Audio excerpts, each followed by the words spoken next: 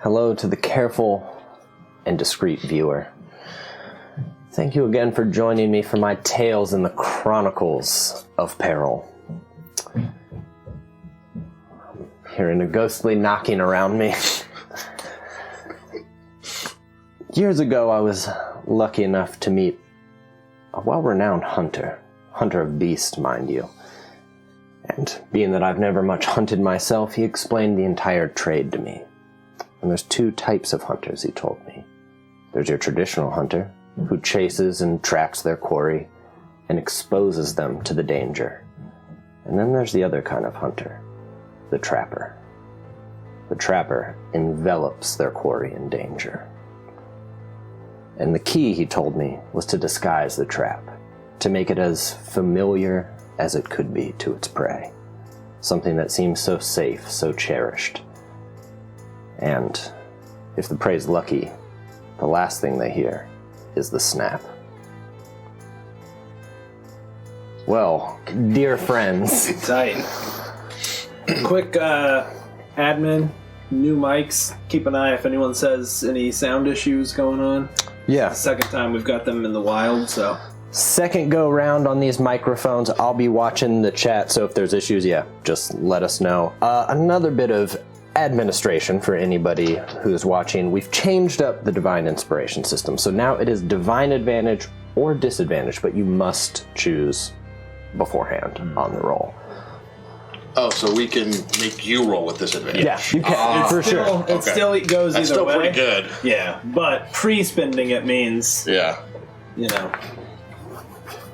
So, okay, where last we left, Skyhorn Sanctum, your new stronghold.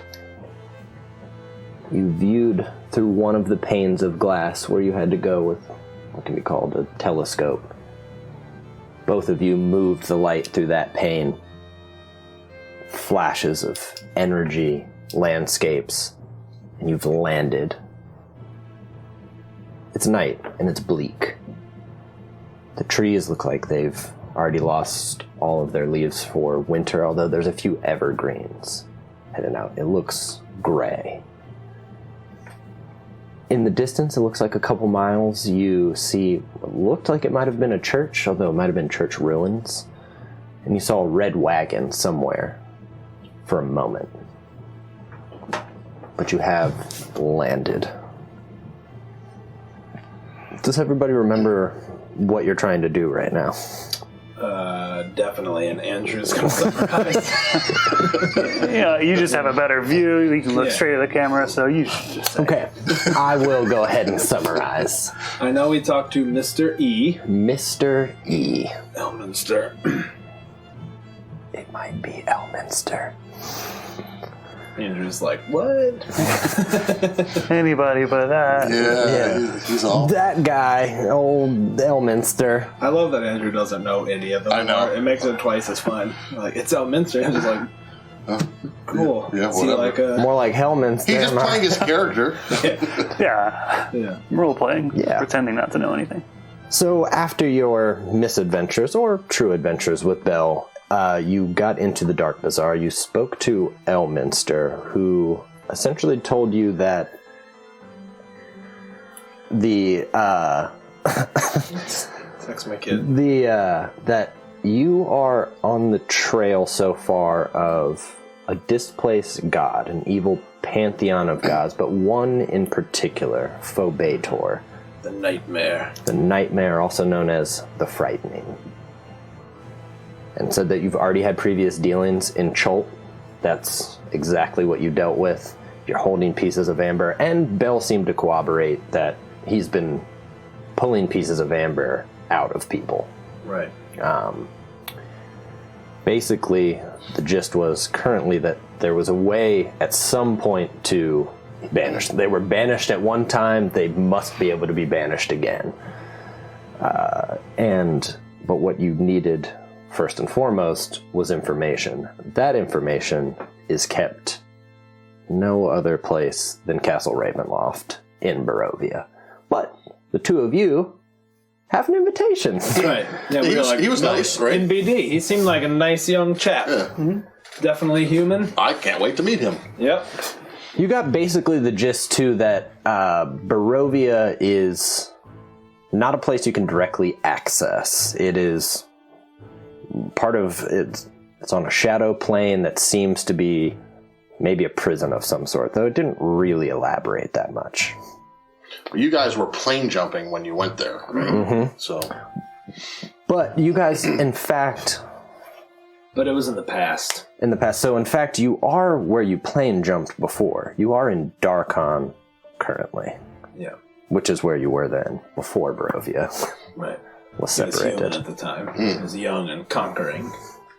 So, do we know that this tower can actually move through time, or is it just move through dimensions? Because they said dimensions. They pretty much said plane, so Okay. I don't know that you guys know that it can move in time at this point. I don't think that would be understood. Okay. I think you two would have a knowledge that by after you met Bigby that you're like, okay, so clearly this guy went on to do stuff, so we showed up somehow in the past. But you were in the Feywild, and that was explained like, when you go back, it could be 500 years either way. Right.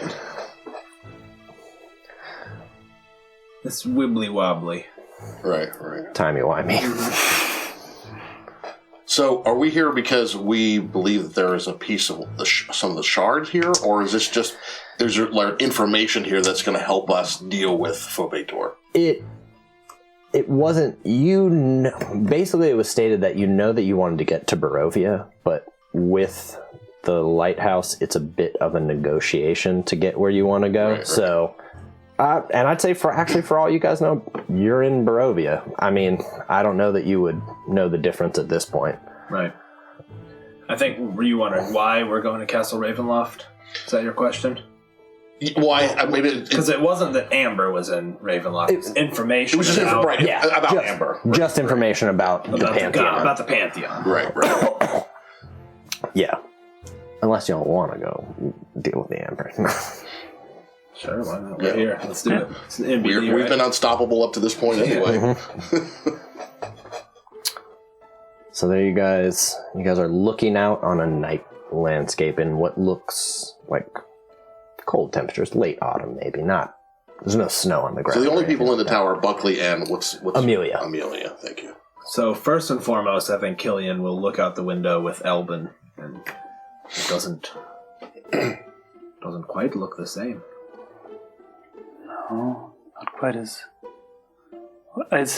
He was building the castle. We don't see the castle, though, right? No, you do not. And should it be where we're looking? Or... I mean... You said it was dark? It's dark. It's night. It's nighttime. So you might not just be able to see it. Well, I think they also said he told us... He was building it. No. Strahd told us he was building it, but the lighthouse keeper, Lucian, told us the lighthouse was a bit of a negotiation. It wasn't perfect. So I think we would probably have that knowledge of, like, we maybe even in character, like, well, I don't see the castle, but it should be around somewhere. I'm sure if we ask about it, you couldn't miss it. Hopefully we're in the right neighborhood. Well, he's a lord here, right? Well, I can't say he's an upstanding person. He was a bit of a tyrant. We watched him behead people, but... Boy, I missed that part. He was a conqueror.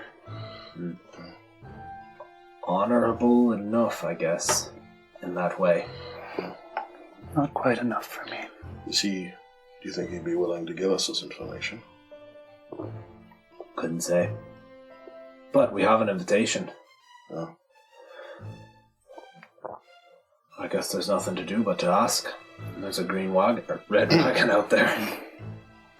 That's the only sign of life we see, right? There's not another village or anything? Yeah, I mean, the red wagon's fairly close to the church. Mm-hmm. But it looks ruined, the church? The church does look ruined. Did it look like there were people around the wagon? Not that you saw. There wasn't a fire lit or anything like that, but I mean, you could kind of clearly, especially on like the kind of gray landscape. I mean, obviously, we made an entrance coming here. The tower. Do we know that? Well, a tower appeared out of Externally? nowhere. I'm not saying it was like a burst of light or anything. You didn't hear any necessarily like the sound of thunder hitting it.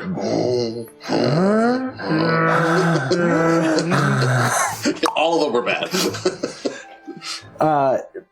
It didn't sound like you crashed into the landscape, Right. but you did appear. But you haven't heard Like alarms. You haven't heard alarms. You haven't heard anything like interesting. that necessarily. As it stands now, the only way in here is with his key. Mm-hmm. Right. Mm-hmm. Okay. Well, there's so the way the tower is built, as you can see, which I didn't really explain last time. There's one large tower that occupies the top of the kind of observatory. But like inside, there was. It goes a couple levels down, and then there's a small bridge that leads to another, like, smaller tower that has a courtyard around it. All of this, though, seems to be kind of covered in rock. It almost looks like it's sunk Something that we in. excavate at some point. Yep, yeah. and I mean, you already saw right before you did that, like, Buckley kind of pointed down where it's like, there's clearly just rubble and debris on floors underneath. You imagine it might go, because you can see where there's almost a drawbridge at the bottom. But it's like 200 feet down. Cool. But in the meantime, it looks like there's some like kind of steps that are kind of zigzagging their way down. Okay. So you can leave essentially from the top, walk down the stone steps. Then on the outside. And kind of walk around the outside. All right. It looks cold. Well, we've got mostly desert gear. I will rummage through. I imagine there's like a chest of clothing items. You know perhaps? what? There is a chest of clothing items. It's dusty. You definitely find warmer clothes. They are, like, musty. Man, I don't know that I noticed them. Yeah, you're like, it smells good. I want to find kind of like a fur-lined cloak that's kind of brown, and I just, if I find anything close to the fur line. I think that's pretty close to what all of you find, in fact. You down with Killian finding like a deep red cloak? Yes. And sort of staring at it for a minute? Microtransactions. Cosmetics. Yeah, put that in my account. Free to play, but... for the cosmetics. I did compliment you earlier. You did. Cool. So anyways. I think, in fact, you see where it looks like there was almost some, like, it was ornate. It was almost like there were like gold fibers sold in, but they've worn. You know what I mean? They're like tattered, kind of tattered and frayed now. But at one time, it's a deep, dark red. Yeah, I think you would sort of stare at it for a minute. Just, I don't put it on. Pull the hood up. Deep red, fur-lined cloak. Just shake it off once. Throw it on. It'll work. Anything you're looking for in particular? I think Elbin is weirdly unaffected by cold. What do you think? On account he's not real. I will. Like a strong sapling. I'll give you that. In legitimate cold, like cold temperatures, you will be. Hair falls out. You'll be in the same thing. But yeah, I'll give you that. For right now, that you kind of like undid it. You're like, and you know what? Within you, you're like, you're trying to focus. You feel things shifting almost inside of you, just and you start to almost smell of evergreen. Like it's almost pine, but it's faint. You're like, maybe I'm just thinking of pine. Nice. Covers up the stink of the musty underpants. And you guys find a couple other things to kind of, wrap your arms with or go under gauntlets if you have them. Yeah. It's nothing fancy anymore, but yeah, you guys are outfitted. I'm going to unsummon Ajatha. I'm going to send it Just into the ether. Unsummon it. unsummon. So I don't have it on me. So you just... Yeah. So I think a lot of times he just doesn't have it on him. Yeah, I dig that. Yeah, especially after last time that demon mentioned Ajatha too. Right. I've also seen my patron in it quite a number of times, and the less times that he's listening in on our conversations, because in my mind at least I feel like that's his conduit to me. Yeah, I dig that. I think the sword, obviously, because that's part of my... but I just have a short sword. I'm on the phone, Mom. Get off the line. All right, so and it looks like sand being kind of blown as it's... He just kind of breathes better. Short sword ready. That's it. It's all he has is a short sword. Fuck yeah. Amelia kind of comes up, and as you kind of look down into the next room, you can see that there's now a lot of books in there that weren't in there. She only had one bag. She's going out there. Yeah. Afraid we've no choice. As long as it take this tower to recharge. Couldn't tell you. Lucian said you could... Once per day. He said once per day. That's right. I don't think I was paying attention. Yeah. Like, I don't think Romer was. I was, but Romer wasn't paying attention. I mean, she would go on, too. She'd be like, looks like it recharges on the next dawn from what they said, but... Good to know. She'd look, she's like, I wonder if we can quicken this. Seems to almost be lost in thought. Is Buckley around? You can hear him down, doing he's doing heavy lifting. Right. He's, and you can hear curses a couple I'll times. only go down and talk to him before I leave. Okay. Just real quick. Yeah, he's kind of moving stuff around. He's like, "Hi, mate." He once told me you were good at brewing. Got an idea for a pale ale. And I just start going off with this tangent about, I'm trying. I'm like, the work can wait. Make us start working on some beer. Yeah. He goes. You saw he had a bag with him, and it's almost like a small distillery kit. It's the basic necessity. It almost looks like an alchemy kit. He's like, "Oh yeah, I brought it." He's like, plus he starts pointing out other things that are just kind of running. It's like, actually, if I clean that out, we could do it. We could have a nice little still here. Royalty one. He's like, pulls out a small flask. He's like, last of mine. It smells hard. Perfect. It's a moonshine. All right, that was it. I just want to make sure he started making it. Yeah. Do the I'm real going to place my order. I know the lead time's pretty long on it. So. He's like, good luck, Cap. Should he bake a potato too? He's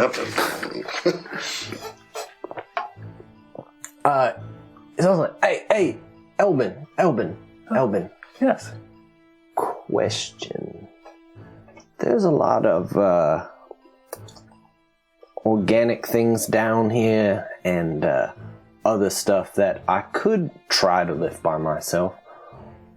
Or I was thinking your little QB friend could just dissolve it while you're gone. Maybe. I'm hesitant to set Tio loose while we're gone. He'll just grow and grow. He has a connection to you. Besides, we know he's there. Gelatinous cubes, they rely on ambush. I don't think he'll try to eat any of us. Put some sparkly things down. So it's easy to see him when he's moving around. It's a good idea. If you say so, you're more educated than I am, so... Look, mate, I'm not going close to it. I'll be honest. But I think this place would get cleared out a lot faster if it weren't just me, because the wizard... No, she's not going to do this. I asked her. She said no. I asked her. She's doing important work, too. Oh, absolutely. Yeah. Can't hurt. I suppose we'll put him to the test. See if he has a change of heart once he grows up. Hope not. Set him loose. Yep, I just don't touch him like this. He's like, don't worry, mate. I won't. Kind of watches, and you see little Tio set on... It was like maybe just some old kind of rat bones or something, it died and just start getting sucked up into it. It's just kind of waiting, and you see things dissolving. Can't notice any growth at this point, but you see a little tiny sluggish Tio. Nothing can go wrong. Little Roomba. TM, sponsor us. Oh my goodness. Katie Faze and Castle Mac Coach. Thank y'all got 3. Dang, thanks. You got 3 advantage / guys. disadvantage. Thank y'all. Awesome. Gonna need it too, because we're visiting our old friend Strahd, who we think is a pretty okay dude. But he might have some stuff going on he needs help with. What's that? He might have some stuff going on that he needs help with. Yeah. Could mean enemies. Yeah, I mean, you guys saved his life, Yeah. Good job. early on. Yep, we did. As a man. Saved him. Helpful adventurers. I think we got a level out of that. I wouldn't call us heroes, but... Strahd would. Good. Okay. All right. I guess it's ending in a bitter cold. Pulls the cloak up, checks the sword, starts walking towards the door. You open the door, and the wind kind of kicks up. Again, it's not winter, Right. but it's a cold autumn. We were just in the jungle and the desert. Yep. Jungle, yeah. And We'll be then out at sea for a little while, but still. jungle at sea, and then, tropical Callum. Yeah. The wind just, it cuts even through those new clothes, and all of you have your fur-lined cloak. You've kind of prepared in your new deep crimson, just are as you're all kind of pushing down the spiral staircase that continues to just switch back all the way down the side of this. As you get down to the bottom and you look up, this is kind of the first time you've seen just the height and the scale of Skyhorn. I mean, it's sitting silhouetted against the moon up at this point, and you're just, wow. Do we have any idea what time of day it is? I guess we probably... I don't know that you would know with the seasons here, but it's been dark for probably a couple hours. You would at least gather that. I'll cast light. Holy shit. Zombie, thank you for 2 more. Thanks, buddy.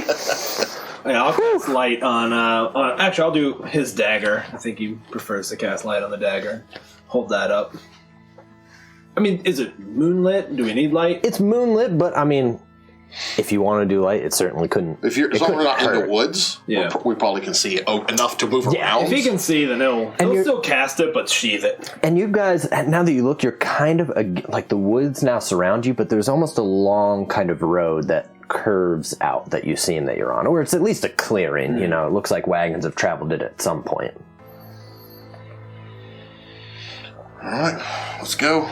And I'll just take the lead and just pull the cloak tight and just... I'll also whisper to Anarchy to keep an eye on our back. Let her, fly around above us. She takes off, starts circling. You guys heading towards the ruins, towards the wagon? Towards the wagon. Okay, it is, as you've seen, it's a couple miles, essentially, but like 2, it's not too far. So you kind of keep pressing and pressing. And as you're getting closer, you can hear, it sounds like coming from the ruins, just scratches, rumbling. And then you start to hear screams. Muffled, they sound like they're maybe behind a couple walls or a door or something. Not like animal. Human. But like human. Definitely, and screeches, and then you can start to hear what sounds like large claws scratching and kind of slamming against stone and wood. Blade will materialize in my hand. All right. How far away are we? You are maybe 500 feet at this point. All right. He just starts going off in not a sprint, but kind of a paced run. We'll also be in a paced run, and what is the material components? Hold on. I don't have my old notes. Anyways, he will cast invisibility as he's running, so it just fades into nothing other than grass being pushed down. Ooh, yeah, I like it. I will cast some wolfy boys to run out a little bit in front of us. We could ride those. They are dire wolves. They are large. Dire circumstances call for dire. Never mind. It's an old saying from... It's an old saying. All right, Switch that. so let's place you Let guys. me turn my candle on. Yeah, turn it on. You can see that there's no roof on the church. and most of the walls are kind of crumbled in, but you can still see, even above like the crumbled walls of the front, you can still see a shattered, almost stained glass in the back. As you're running up, you also see that the doors are pointed with what looks like kind of a sun symbol. Does the sun symbol look familiar to us at all? Go ahead and roll religion. Anybody can roll it. Okay. 18? I don't like Elvin knowing things, so I just won't. Choose not to. Yeah. Yeah. You're like that's the sign of Lathander. You're like I don't. Why? Like you can't remember, but you see the symbol on more. I'm trying to think. Like not quite in church format, but it's a familiar symbol to you. More in like tribe senses. Like there's clearly it's not tribes, but small villages. You know that you've seen a couple. Where it's less like grand. Yeah, exactly. Right. Exactly. So almost more small shrines. You're like, yeah, that's Lathander, the Morning Lord. You know, you're like, the Morning Lord. You know you're right. But I just don't know much about it. You can't connect where you've seen it. Right. But I do think a sense of peace comes with it, though. You know. Okay. I don't say anything. Okay. All right, you guys are. There's large, looks like oak doors that don't look locked necessarily. I'll have Anarchy, as I'm linked with her, fly up and over, kind of see what she can see if it is truly ruined. Anarchy flies over, and she sees that there's a door here and there's a large beast. And as she gets another view, it is definitely a dragon. Tight. But as you view through her eyes, you also see that it doesn't... You can see rot, like clearly decayed rot, like kind of cuts open, bones exposed. And it looks like it's just clawing. It looks more feral. I mean, you've studied. How you big know. is it? Well, I can't see it. Yeah. Cool. It looks strange. It looks like almost fiendish as it's like clawing at this door, like a dog chasing. Trying to get into that door. Into that door. I'm just gonna grab one. Do that just for visual reference. Yeah. Go ahead and put the battle cam on. Tight. Ooh, I need to adjust. It is real. Looks real. Okay. Just think maybe it's a statue or something.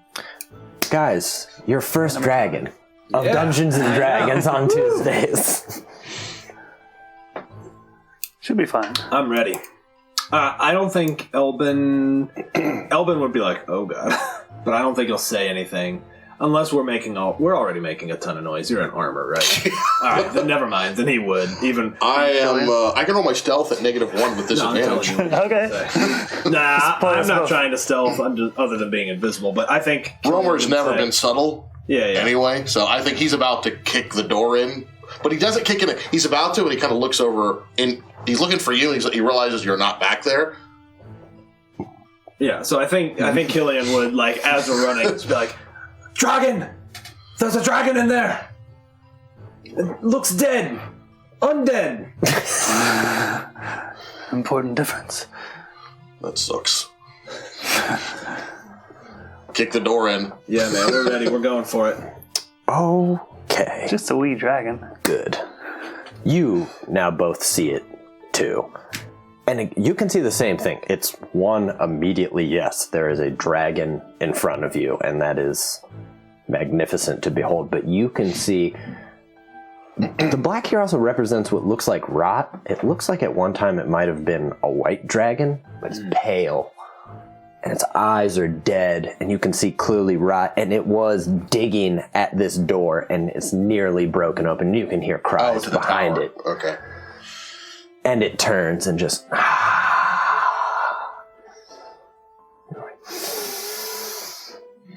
can smell your blood. Oh, it talks. Oh, shit. Nah, man. That's unfortunate. I'm thirsty. Give it to me. Let's all roll initiative.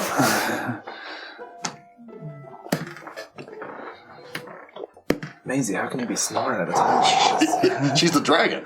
Oh, my bad. That's what the dragon. I gotta roll. The dragon's a heavy breather. Yeah. Okay. 20. Let me... Pretty good. Are we here? Bastard. You guys could have set yourselves up however This you is the like. door right here, and steps leading down. Door's actually right here. I'd have been right Steps at the leading door. out. Yeah, I'd have been Yeah. right on the door. I would have been too. I'm invisible, so Killian's not too afraid. Okay. He ain't scared. Anarchy somewhere flying overhead. Yeah, Anarchy, you got my flight stand? I do not have it right here. I'm sorry. I'll grab it. Okay. Did you say the wolves take There up it is. 4 squares? Yeah, they're supposed to be 2x2. So typically just put them like at an angle. Right. And that'll do it. Okay, so let me see. That can go here. All right. No, So I guess- those are not me. Where's y'all's? Oh. Okay. Something like that? You got a 20, Elbin? Yes. Okay. What about you, Romer? 15. 15. Sure, I'll go last with you dummy. Okay. Anarchy? She got a 6, Oh, I need to roll for my wolves too. and I got a 25. My wolves got a I don't think you ever get under 20. 11. I mean, I get a plus 11, so... It's Wolves so got good. 11. Wolves got 11. I'll put them as ally. 1.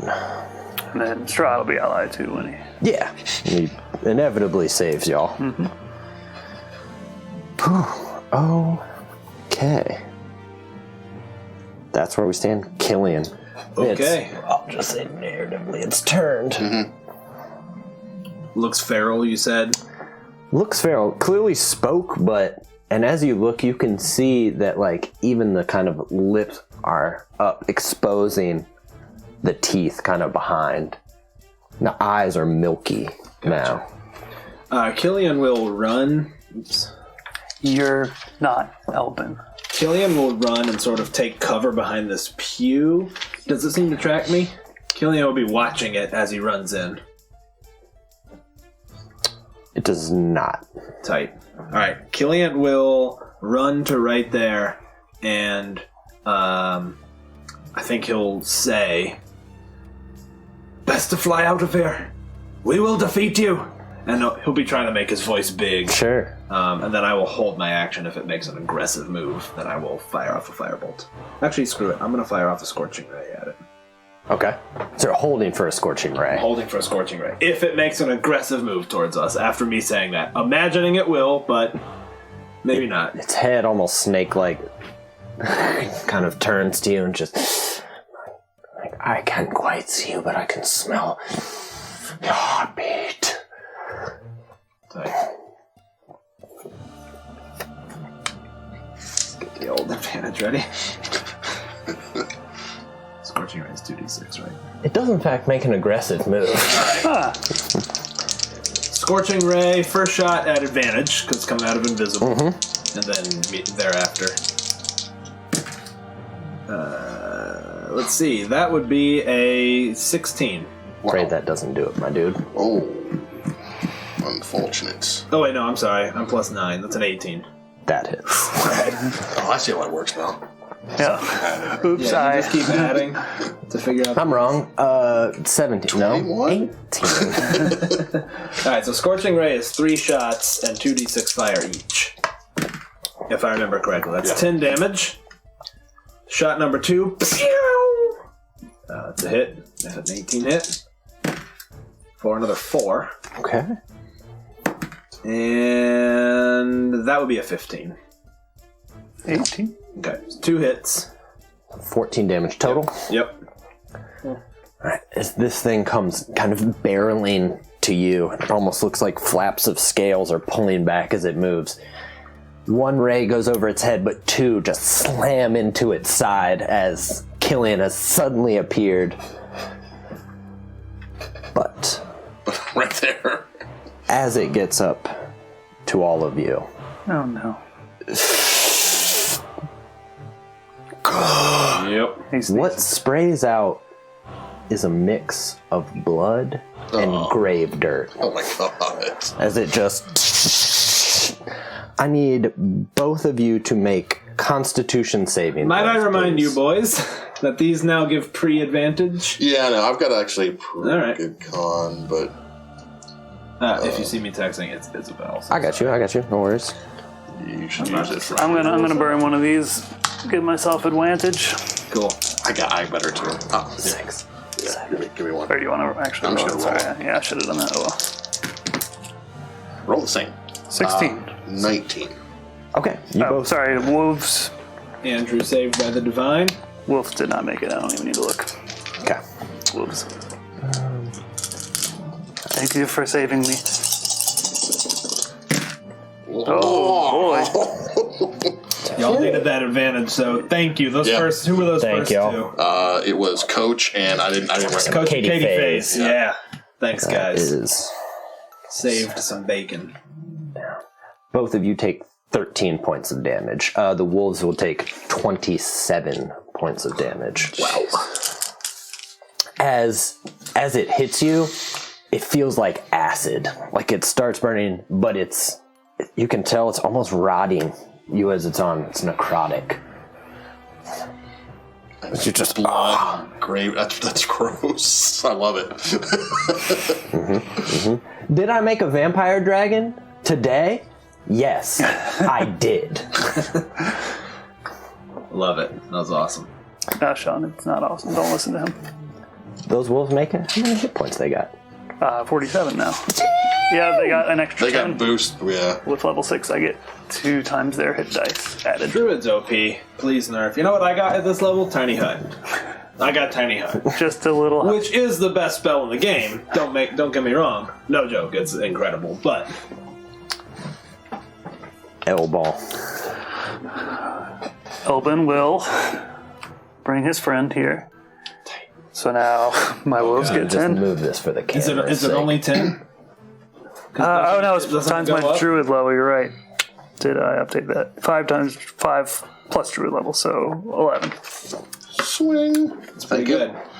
And I love that even Anarchy gets it. She goes from 1 to 12 hit points. And the old wolves get some help. Yep.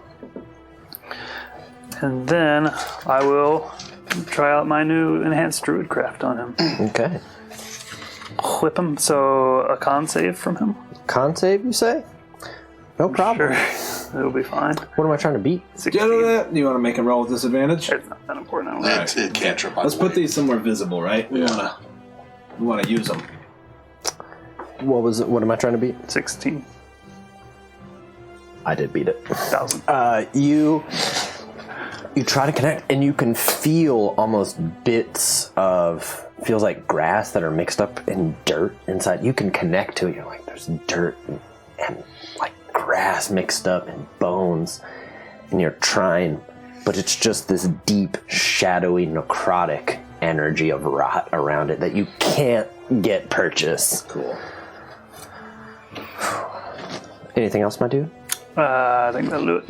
Okay. Oh, I assume I'm in melee with him. Yeah. Okay. Yeah. I'm going to adjust the All camera. right. I'm going to cast Protection from Evil on myself. Okay.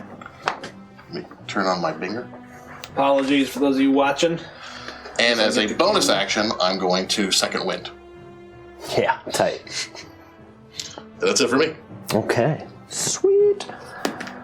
8 back. 8 back. Okay, the wolves. Them wolves. Oh, right. So if he indeed is undead, he'll have disadvantage. He is undead. Okay. So you... And I feel like there's kind of like these like almost ribbons of runes that kind of circle around him. Oh, yeah. The sword... Cool.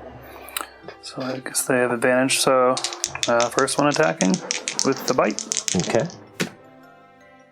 I think that's a hit. What's my... I did plus 5, yep, so 22. For... 14. That'll do. Not bad. Next one. Another hit. And an 18, right? Yep. Yep. For... oh my god, I forgot again. 8. Two wolves run past Romer and just bite down onto just this kind of loose, scaly flesh, and they start tearing it off, as dogs would, just and it comes off far too loosely, and just exposes the bones underneath. Cute. Anarchy. Let's see. Anarchy is 10, I didn't make a con save. 30, 40, Oh yeah, please. Go ahead. 50. Does that get her adjacent right there? Trying to figure out what space the dragon is actually taking up. How there. big is it? Is it huge? Is it 4x4? Large. It's large. It's large? Mm-hmm. So it's 3... No, Okay, so I don't think she's quite getting there. So she will fly there and dodge. Okay. Oh, if she was all the way over there, she didn't get the bonus hit points. Oh, that's true. You're right, yeah. Okay. Top of the round.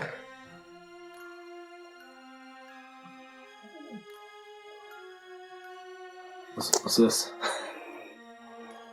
You were 20 in your initiative? Yeah. What are you doing? I'll just remember that. Okay. Killian. All right. Well, looks like it's pretty far along as it is. So, does slow have to affect a humanoid? I'm sorry, I ran out of. I got so many spells I couldn't keep them on my cheat sheet anymore. So if slow is just a target, I am going to attempt to cast slow on that dragon, and I will make you roll your save with disadvantage. It is up to 6 creatures. I don't know. I have a feeling that's not going to work. What is the save? Wisdom. I have a feeling that's not going to work. Yeah, but if it works. Let's do it. Roll with disadvantage, casting slow. And what am I trying to beat? You're trying to beat a 15. Come on, blow it. It suddenly slows. Yes! As it just... Nice! The wings that were kind of coming up seem to almost like they're in honey. And that was a divine inspiration that made it. Yes, That was. that was a Katie Phase one right there, I'm pretty sure. Thank you. So, now it is... He has a -2 penalty to AC and dexterity saving throws. Mm-hmm. It cannot use reactions. On its own turn, it can only do an action or a bonus action. And if it takes the attack action, it cannot multi-attack. Only one attack. Son of a... piece of shit. Yes. Hold on, I just gotta add a couple more hit points here. Is this rubble here? That is rubble. Okay, I think after he casts that, he's going to 10, 20, 30, and kind of crouch. He's crouching behind it. Alright. You see it again, both of you too. It looks like it's moving through syrup. Like it just can't quite get what it wants to. And he does get a wisdom save at the end of each turn. At the end of each turn. Let me turn on my concentration candle. Yeah, we've all got them on. Okay.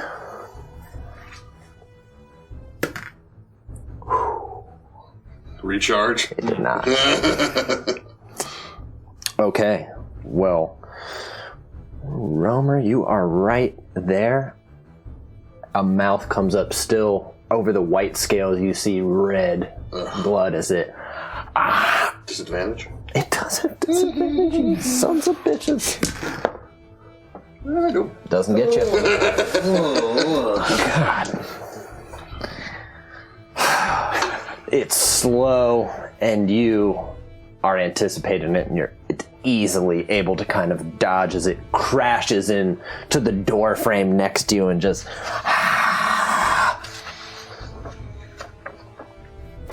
It's going to make a wisdom save at the end of its turn. Yeah, my dude. Regular style? Should make this disadvantage? Yeah. I think gaining us a whole turn. Yeah. I'm trying to be, what, Aiming to keep 15? that one. Beat a 15, yeah. Did not make it, I'm afraid. So, yes, it's still... You love it too, right? Yeah. Yeah. Definitely fucking love it. First goddamn dragon I put in. Y'all are like, slow, protection. No, it can't do anything. Good for y'all. Thank you. So we should just call this Dungeons. Yeah, just dungeons. Well, I just have one dragon right now. Next time it will be Dragon. Technically, we are playing Dungeons and Dragon at this point. Elben. So mistletoe dart, I guess he can't resist, right? On account of... True. What do you mean you can't resist? It's the Nope. part of the magic is cannot be resisted. Poison yeah. that cannot be Yeah. resisted. Oh, holy. Yeah. That's You just- right. And I will... I have to lift that from you. And it's a +7 to hit. And the six, Oh, right. You need to actually get a roll. An armor 16 armor An class armor right class now. that's lower. 16. Y'all can know it. So I don't have advantage while he's slowed. He just has disadvantage, No. right? He's got penalty. -2 armor Yeah, class. so he's already applied that. I think that should. You said +9 to hit? +7. You said +8? You said +8 though, right? Still wouldn't hit. Still wouldn't hit. You Man, I even have my throw dice it in my and it hand. just... It's still, as it's moving around slowly though, the dart just can't quite get past the scales and it kind of hits and slides down somewhere in the rubble. Hopefully you can find it. I would like to give my inspiration, my player inspiration. Yes, I'm sorry, I didn't put those out. I'm y'all. going to give this one to Andrew for remembering that we had those darts. We got those like 15 sessions ago. And that's a big feat for Andrew to remember Oh, that. I remember nothing. I actually want to give mine to Steven Oh, thank you, for sir. making you feel bad about being a dragon. Yeah. Yep. I can't believe that's slow word. I'll give mine to Jeff. Thank you, Carapace, for prioritizing another Oh, thanks. advantage. Appreciate that. I'm sorry, who was that? Carapace. Okay. AKA Doug, right? I think so. Thank you. We gotta Thank you. oil this Thank you. chair. Yeah. I'll get some Okay. WD-40. They need them bad, don't they? Yeah. Anything else? I don't think so. No. Okay. Unless I forgot something, probably. No, I'm not saying you did. I'm just. Everything I can just do wanna is go. freaking concentration. Oh, goddamn lieutenant. You said it makes dexterity saving throws a disadvantage? No, just -2. Just -2. yeah. -2. Okay. From the top of the tower, Tight. Oh shit. against the moonlight again, you see a hat and almost a cape coming over with a large bundle. He's like, "Watch out, each one of you!" And he throws it. Nice. Let me see this mini. I gotta show this off. This is done by our friend at Grey Pilgrim Studios.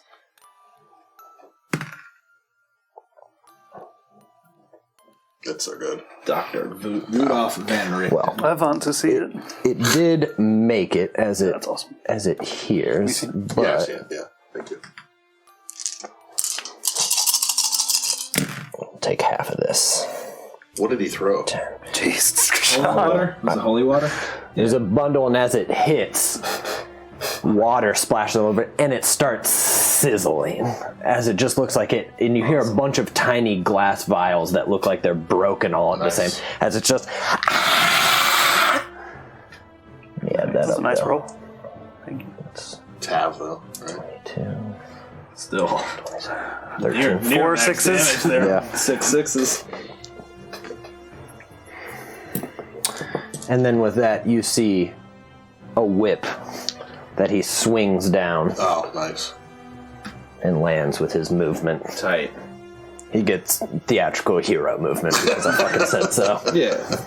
And as he lands, you can all see as the head lifts up, it is an old man.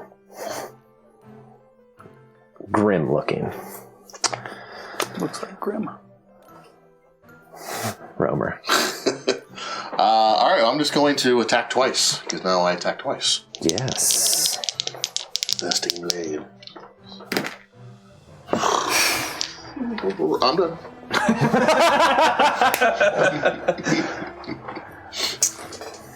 Stupid dice. All right. Your wolves. Okay. First one. 18 You hit. for 14. This guy's Nice. consistent. That's a good boy. You go, boy. So they can't both attack and then both move, can they? They finish their whole turn one at a time. You're Yep. supposed to do one creature all the way through Okay. at a time. 18 Oh, I'm glad you brought wolves. Me too. For 13. Might as well with some damage.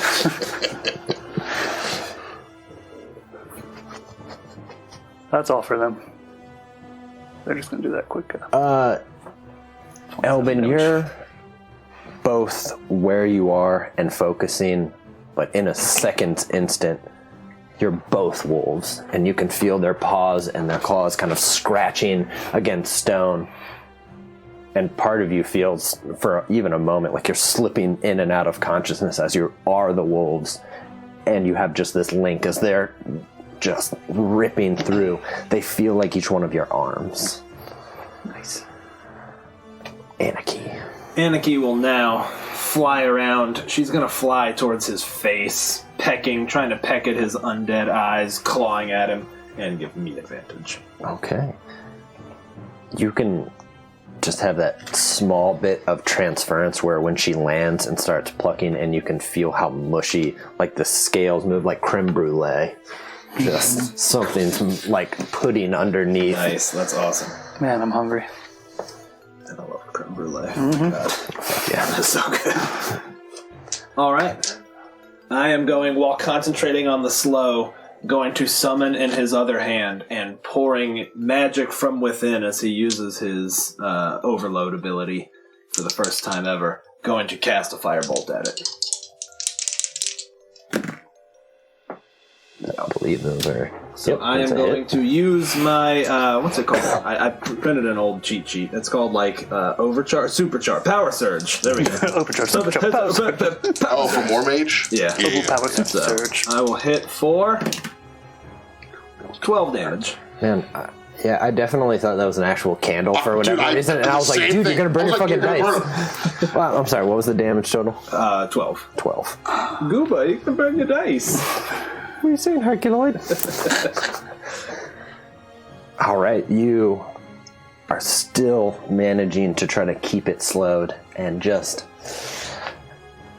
you can see as it travels, those looking that as it goes, it seems to just kind of pick up like a comet, you know, just it's got a tail and just slams in, and it again.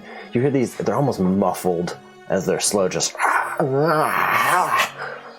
Nice. And yeah, he'll continue kind of moving around to the backside, kind of taking cover somewhat from behind the pew. Okay. Well. Oh.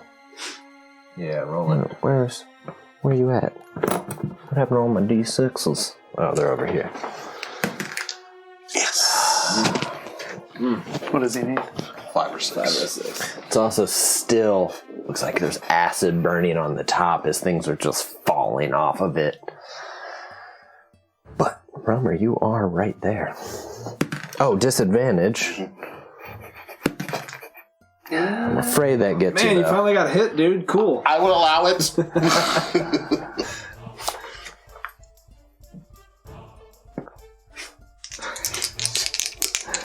He's so noisy. Snuffle, snuffle. For such a lazy dog.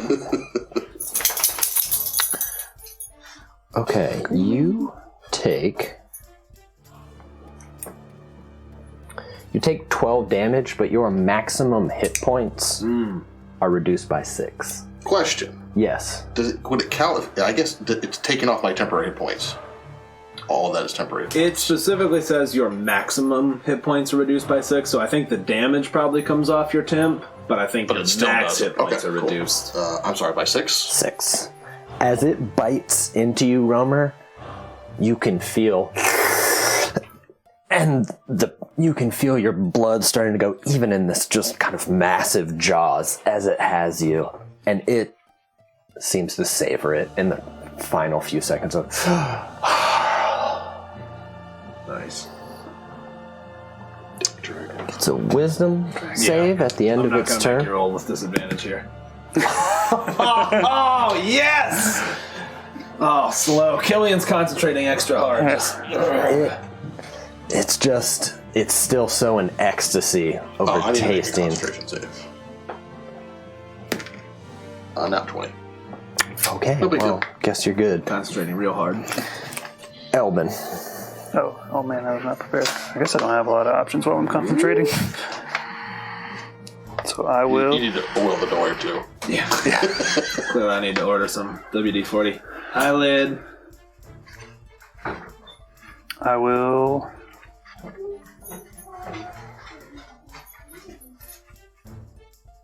Go I for will, it. I will try to do it. Druidcraft him again. Okay. So another con save. Con save. And remind me what I'm trying to beat. That'll probably do it. Doesn't matter. Nothing So matters. you're doing a Druidcraft, which is a stronghold ability. Just so people know Yes. what you're doing. Right. Yes, we have Elben's ability to connect to nature and druidcraft and the growth has made his cantrip far more powerful.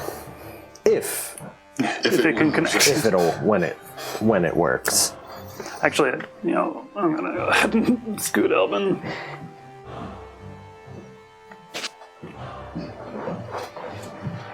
Okay. Now you see there's a cane that becomes a sword. Oh, nice. A whip. And with a whip, he's like, may the morning Lord bless you all. And as he whips it, you can hear the sound of an angelic choir above you.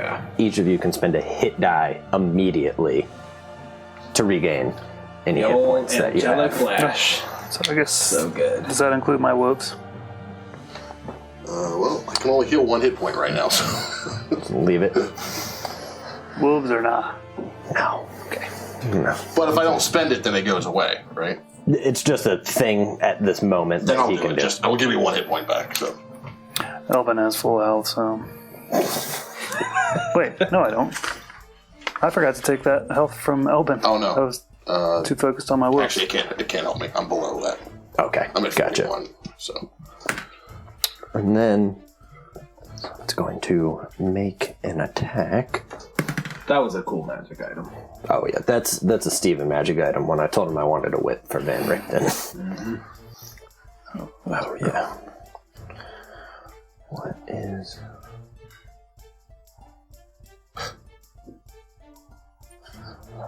Okay, as it seems distracted with you, Romer, you also see this cane sword. As he dips up, it's a rapier. And it seems to have snuck in a little extra damage. Good lord. That's a capable old man right there.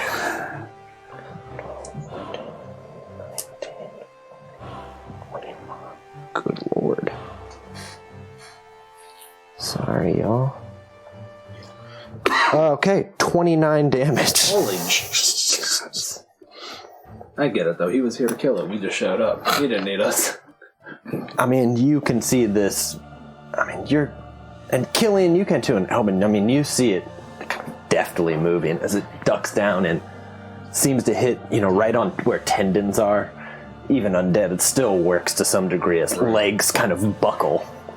Nice. Okay, he's not bad. I still haven't hit it yet. And he's like, keep it moving, boys! Romer. I will attack it again. Attempt to. Actually, I think that does 16? That hits with its slow. They both hit. Hello. Hey, real quick, your mic. It needs to move 90 degrees. The clip should be parallel to the ground, and it should point straight up. What happened to it? And it's like it's supposed to have a pretty tight pickup pattern. So 22. 22 damage.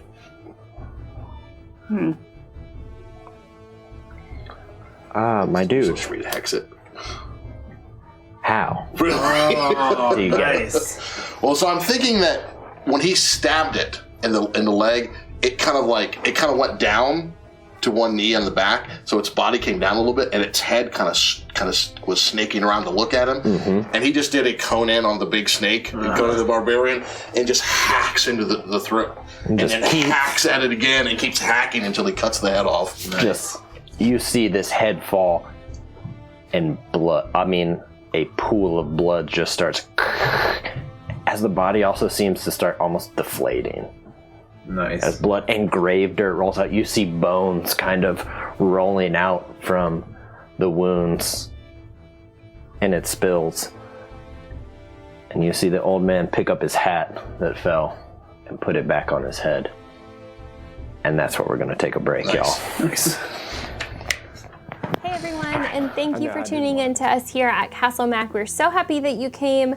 The point of this video is just to do a little bit of housekeeping on the break. That way when you come back, we can just jump straight back into the action with whatever show that you were watching. If you're watching us live right now on Twitch, you can go ahead and mash that follow button up here. If you're watching us a little bit later on YouTube, you can mash that subscribe button right down here. We stream live on Twitch on Tuesdays and Sundays, both at 7:30 Eastern Standard Time, and we try to upload our videos to YouTube about 48 hours later, so you can follow us there, youtube.com/CastleMac. If you want to talk to us outside of our streams, then you can go ahead and follow us on Twitter. Sometimes we post schedules there if we're going to be streaming in between. We have some friends of ours that stream on our channel, the Macolites. We also do a Marches style campaign with some of our friends in our Discord, and that happens periodically. So if you want to know when, you can just follow us on Twitter. Our Twitter handles are all CastleMac and then our first name. You can follow me, I'm CastleMac Lydia. You can follow Raven. You can follow our DMs, Stephen and John. You can follow any of us, and you can find our names right underneath of our characters and our nameplates. So we would love it if you would follow us, and you can find us on our other streams there. And also, if you want to talk to us off of Twitter, you can follow us on our Discord. We have a Discord server. You just go to our Twitch channel, scroll down a little bit, and you can follow that link. We are there pretty much all the time. There are people from all over the world, so no matter what time you're chatting, I guarantee there will be someone there to chat back at you. It's so much fun. Everyone there is so nice. And I just want to talk now a little bit about what goes on during our Twitch streams. So for every 500 bits donated or every sub, we get a divine reroll. That is basically the God saying, you can re-roll that terrible D20 roll that you just made as a player. If you roll badly, you can re-roll that and hope for better. But also, if the DM rolls really hot and it's gonna hurt us, we can make him re-roll that in hopes that he won't hurt us quite so badly. So it's great. And with those bits, it allows us to upgrade some of our equipment. We've been able to get new microphones, so we sound so much better than we used to. We have these lapel mics. We're hoping to get some new cameras in the future. And with those bits, we're able to pay artists from Twitter that we find to do character portraits. We found some on Facebook that are really great. We've been able to commission a new theme song for our Waterdeep Dragon Heist campaign. The art looks amazing, and we're so happy to be able to give that back to artists that we found. So with that, we are so happy that you're here. We are so thankful to have you as a viewer and a subscriber and a chatter in our Discord. We hope that you will stay around, because in the next few minutes we'll be coming back to whatever show you're watching. We're so happy that you're here, so thank you so much.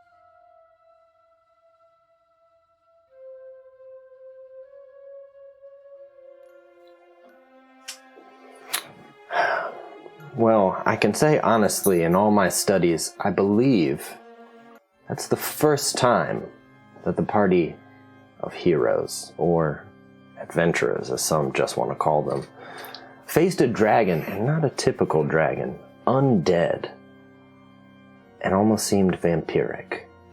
But where last we left, a stranger stood over the dead, finally dead, resting body of the dragon, put a hat back on, sheathed the sword back into the cane, kind of leans on. Well done, each of you. You're all proficient. Not bad. You weren't so bad yourself, as I walk out from behind the pew. Were those your screams? Well, they weren't a magic box, I'm afraid. Helps lure in monsters. It's kind of a great idea, actually. Oh, that's very clever. And he'll just, like, whisk the blood off and... Okay. Impressive. By the way, I'm Dr. Rudolph van Richten. Are you a monster hunter? Yes, I'm the foremost monster hunter. Killian. Killian. Anarchy. Anarchy, a familiar, yes? Well, Elbin. And I think he just make the wolves disappear. it's like, natural magic, yes? Very nice. Helpful in more situations than it is not, I found. It is. And you, I'm Roma. These are Roma's Raiders. Roma's That's Raiders. not what we are called. We're not. It's working. We're working on it. I see. Well, you also saved me the trouble of cutting off the head now. That was what I was going to do now. I knew that. I didn't know that. Ah. There's a bit more work to be done here with this. I've never seen something like this. I've been hunting it for many days. Did you expect to kill it alone? Yes. You saw the way he handled that blade, that whip. It wasn't bad, jumping off the tower like that. Oh, we were expecting a castle near here. Ravenloft. Excuse me. What name did you say, young man? Castle Ravenloft. By the invitations, right? Well, they did. Unfortunately, I didn't. Takes a not defensive or offensive stance, Can we but make you it see. can we read him?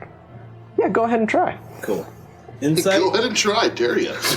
Oh, thanks for the raid, y'all. Oh, word. Thanks. What's up? 8. I know nothing. 15. 12. 15. You get. I mean, you. Both of you can clearly see he is uneasy, and you get that there's a few emotions washing over him. One, he just kind of tightens up. Two, you see a level of suspicion on his face. It doesn't seem. He's not pressing it, but he's confused. You can see in his almost face that looks carved out of wood, old, that behind those eyes, things are. So, is it fair to say that at this point, Bell has reacted negatively, Big he's B. reacting negatively, Big B reacted negatively? Is it at least fair to say that we're extremely suspicious? Yes. Yeah, okay. I mean, I think it was relayed that, Yeah. you don't know the extent, but Strahd is a tyrant. A feared tyrant. And we saw some of that. So, Yeah. all right. So I think with that context, Killian would say, we understand that the man who resides in that castle is someone feared. We met him by chance, and he was but a young man, maybe his 30s. He was conquering a land. What did he say it was called? Was it Darkon? I believe it was, yes. Well, you're in Darkon now. Though the land he conquered is no longer considered Darkon. What's it considered? It's called Barovia. And it's a prison, isn't it? It's a prison on the Shadow Plane. And there is no man who resides in a castle only a monster, only the shadow and evil. The great evil of my life.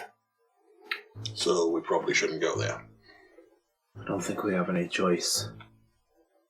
Well, what do you have for information, right? We are. And that information supposedly resides He's pretty in that old. castle. You might know some information. I am old, young man. There was something else, I think, sealed in there with him.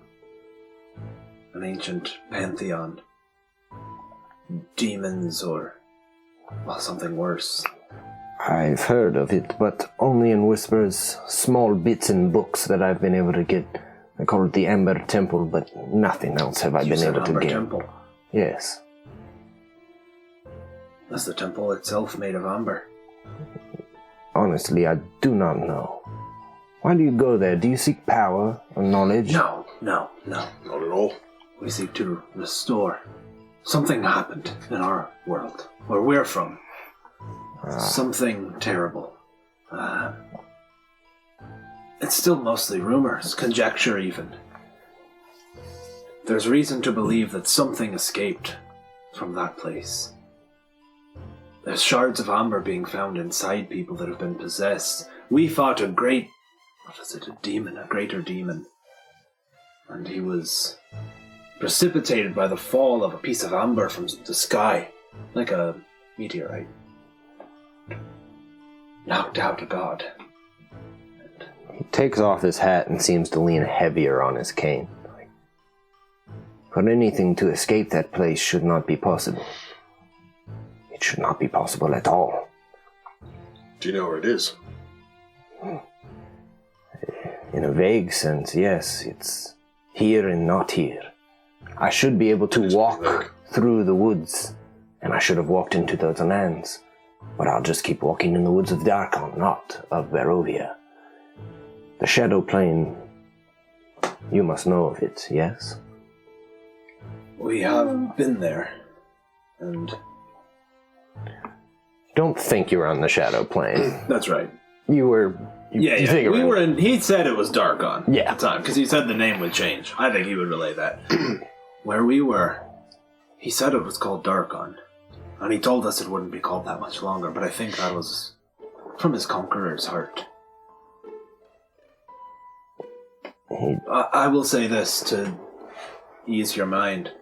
We believe that that could have been a different time. It must have been. Barovia has not been part of Darkon for nearly 700 years. 700 years. How could he be that old? He is old. And you say you saved him as he was a man? We did. You hear the... as he sits in a pew and takes off his hat.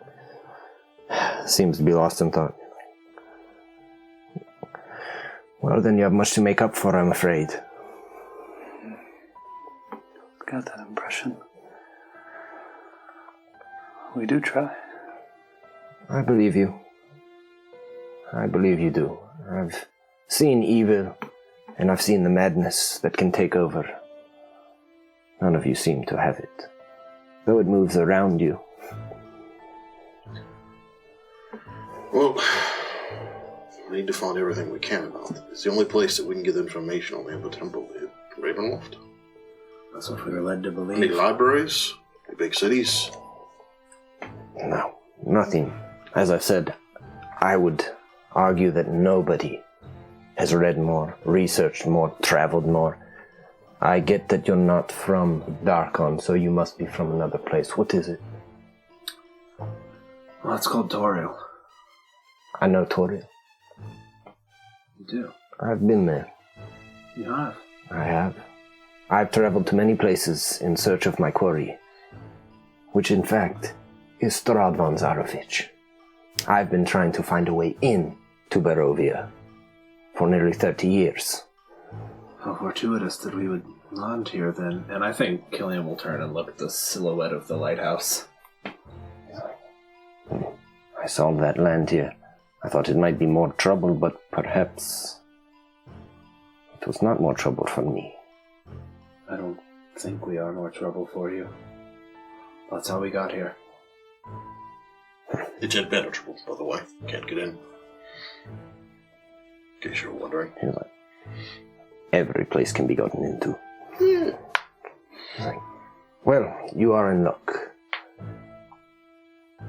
I think I found the way in. Finally, after all these years. Into the castle. Into Barovia. Yeah. I guess I thought we were in Barovia now. No. That place has been separated, like it was scooped out. Imagine that. You see, he shows you there's like a loose stone in the cobblestone work. He's like, all of this would have been Darkon, yes? He picks up the stone, so where you see it's empty before it, he's like, this is Barovia now.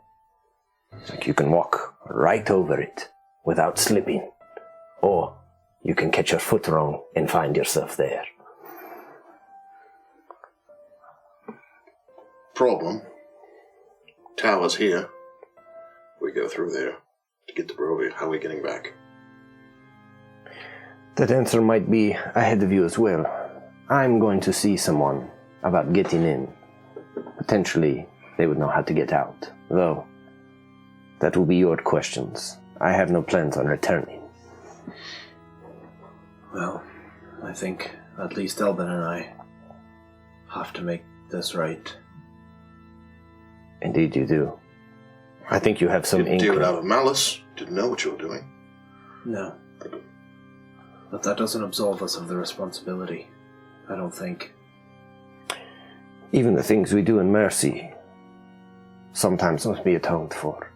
He closes his eyes for a long few minutes. Like, come with me to my wagon. He's like, we'll need it to drag the head. He's like, still though, starts pushing at it. He's like, this is new. I've never seen. Pushes over some of the scales. He's like, do you all see this? You can see kind of under the scales, some that were missing, a bunch of tiny bite marks, like human bite marks. That looks like fangs went, but I mean, there's so many of them. Something feeding on this thing. It's like, those are vampire bites. It's like, they would be able to turn a human. I've never seen it be able to do to a dragon, though this one seems young enough. They must have had to bite it thousands of times. It's disturbing.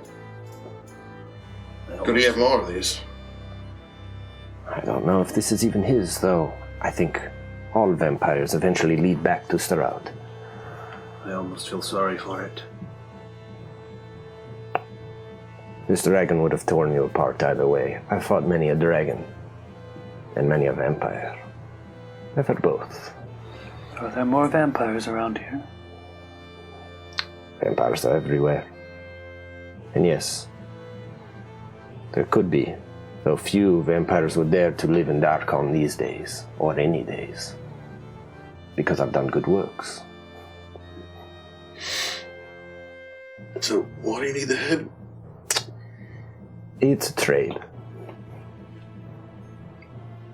Okay. We can drag it from my wagon. I wouldn't like to meet the buyer. Well, unfortunately you're going to. And you should be manually. We're speaking to a bitch. All right.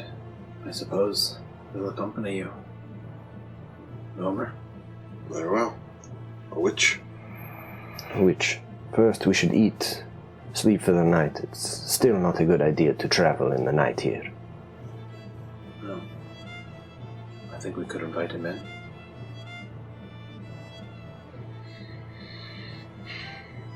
I mean, I rolled pretty crappy on my insight. I think Killian would feel what he's putting down. Like, that's alright. I can provide shelter for the night. Killian will ritual cast Tiny Hut. Yeah! Tiny Hut is it's a force field, essentially. It's a 10-foot radius, I think. Perfect temperature inside, completely opaque. Nothing can enter that I don't want to enter. Basically nothing that can enter that wasn't with me when I cast it. So we can walk in and out freely, Anarchy can fly in and out, anything else can't pass, can't get in. I have one who will be joining us. Will they be able to enter this place as well? I'll just have to recast the spell. Wouldn't take long. 10 minutes. We'll bring the wagon this way. It won't be a problem. We can stay in the wagon, but we'll be close. My wagon is secure. Fair enough. Hey, real quick, let's do some mic maintenance. You need to move yours up probably like 3 inches. You might need to move yours down a hair because I'm noticing the fabric of the hood hitting it, which will probably come up. So if you can move yours down about an inch, same. Yours needs to be pointed straight up. It's pointing 90 degrees off. The easiest way to do that, clip it to the cable under your shirt. It should be pointing straight up. Yeah, you might have to. It's okay if you kind of get a little squirrely with the wire. Sorry, everybody, to see that. Since we got to get you. That's perfect. That's perfect. That's perfect. Yeah. You're perfect. Okay. He's gonna leave for a few. I shall return. I'll finish casting the spell. Okay. A few minutes later, you hear horses like in a wagon, and out of the front doors, you can see a giant red wagon that says The one we obviously saw from. Yep, exactly. But you see the Great Rictavia's Traveling Circus, like on the side, and you see paintings of like a tiger, monkeys. There's clearly what looks like a half-elven figure juggling. Nice. And by the way, we can see out of the hut, but people can't see in. God, it just looks like It's literally like a dome. It's actually circular, but on the ground, it's a dome. tight. Yeah, tiny hut's awesome.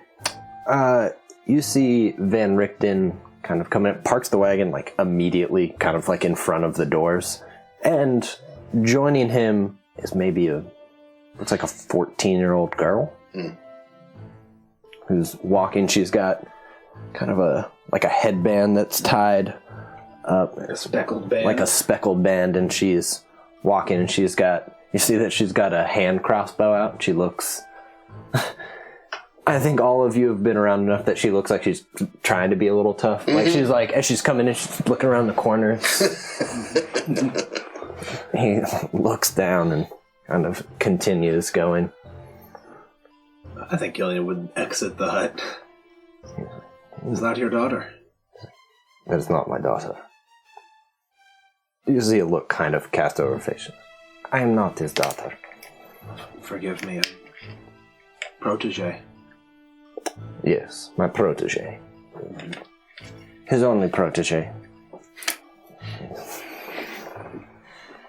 Gillian. I'm Esmeralda Davenir. I'm Elvin. Hello, Elvin. I'm Esmeralda Davenir. It's nice to meet you. Roma. I'm Esmeralda Davenir.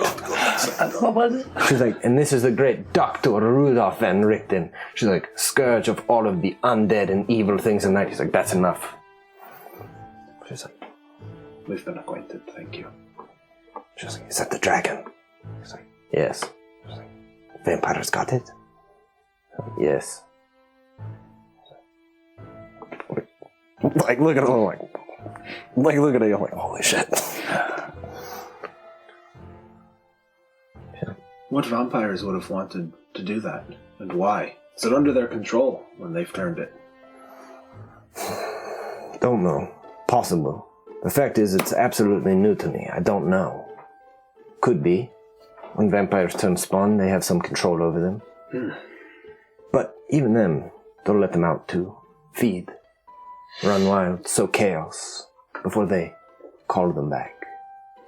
Some vampires turn things just to turn them and set them loose. They pay no mind to them afterwards. I think Elvin hates the idea of vampires. It's like Elvin summons new living things, and they're like, I'm just gonna. Yeah. I'm just gonna make those things undead. Yeah. They say there are greater foes to face, but none that kill so wantonly. And they come so frequently, or in the face of a friend.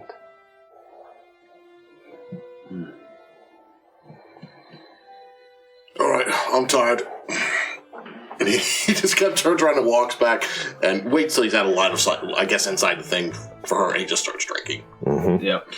Rolls his, because it's warm in there, It's like perfect temperature. he just rolls his cloak up under his head, and he's just kind of... This fucking place. I hate it. He's like, Esmeralda, please make us a fire. She's like, right away. She starts gathering stuff to kind of make a fire. How long have you been hunting? Over 30 years. I've hunted everywhere, hunted all sorts of monster, beast, undead. I've written a few books, in fact, on it. They are, without ego, they are well regarded. Do you have any? Probably have a few copies. I wouldn't mind adding it to my collection. Well, if you're going into Barovia, it would help you along. Plus, in your adventures, you've seen the sort who will be doing this for a while. We've hunted a few monsters ourselves. Don't know that we set out to, but we have. He nods. None of us do. None of us do. What does Esmeralda do? Looks over, she's diligently... Or is she close enough? I don't want to... I mean, she's far enough away that you could, she looks engrossed in... Okay. Like, she looks like she's been taught how to make a fire. She's making a fire. Mm-hmm. And what was your question? I'm sorry. What does Esmeralda do? Esmeralda learns how not to be a victim to the night, and how to hunt the creatures of the night. She's proficient. A demonstration. You see him pull out a throwing knife quickly. He's like, Esmeralda! And she catches it. You can see blood going down her hand, though. He's like, not quite fast enough. She just looks pissed and kind of continues on. Like a teenage angst, kind of like, I'm fucking fast. But she's like, it's like, good enough for now, though, for the age. But evil doesn't wait for anything, including age, especially age.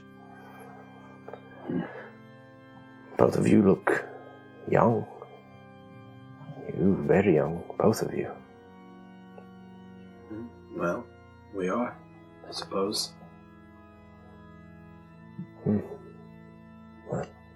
But I think we both had... Well, we've aged beyond our years, I think it's fair to say. You said beyond. It's like, why are you doing that? I suppose I've aged. I think. So, your Amber Temple that you reach. I wish I knew more, but you say these things escaped.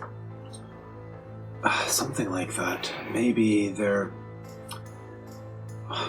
trying to piece it all together. An ancient pantheon. Evil gods, perhaps. Rounded up, imprisoned. I think here. Not here, but Barovia. Yes. And something has happened, causing them to spill back, at least in Tutorial, although I think maybe in other realms as well.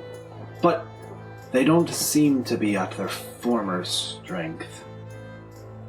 Understanding what I can, it's almost like a small crack in the prison, and only small pieces can come through. Like water dripping from a small hole. Tiny drops of water make up all of the oceans in all the worlds, I'm afraid. And that's why we're here. We're trying to stem the tide. But we don't know much about it. If Strahd has escaped, that's a problem. If these have escaped, it's a problem. Obviously, it's a prison. And this isn't any light prison. To make it, sheerly to make an entire plane of a prison, you would need gods, demons, and devils to agree to make it. Multiple entities would have had to create this prison. Well, we certainly don't know the details. I think we've heard indications that that might have been the case. Well, perhaps we will all get in. Though, know this. I plan to kill Strahd, and I will. So you can get your information before then, or stay out of my way. Well, if we're going there, we could help you.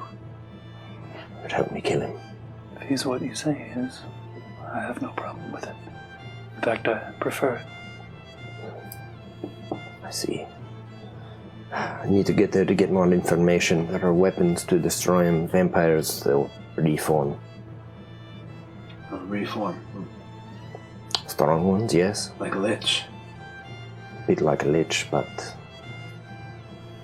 liches do it a bit better. You need to find the coffin where they lie for a vampire. Put a stake into it so it can't reform. Cut off the head. I'll tell you these other things that are in my book. Running water is good. Get them in running water, it burns them like acid. Sunlight is the best though. But where you are going, know this. There is no sun in Barovia. The sun has not risen in Barovia in 700 years. Of course not. You go to a place of evil, and you go to a place where Strahd von Zarovich controls every blade of grass, every tree.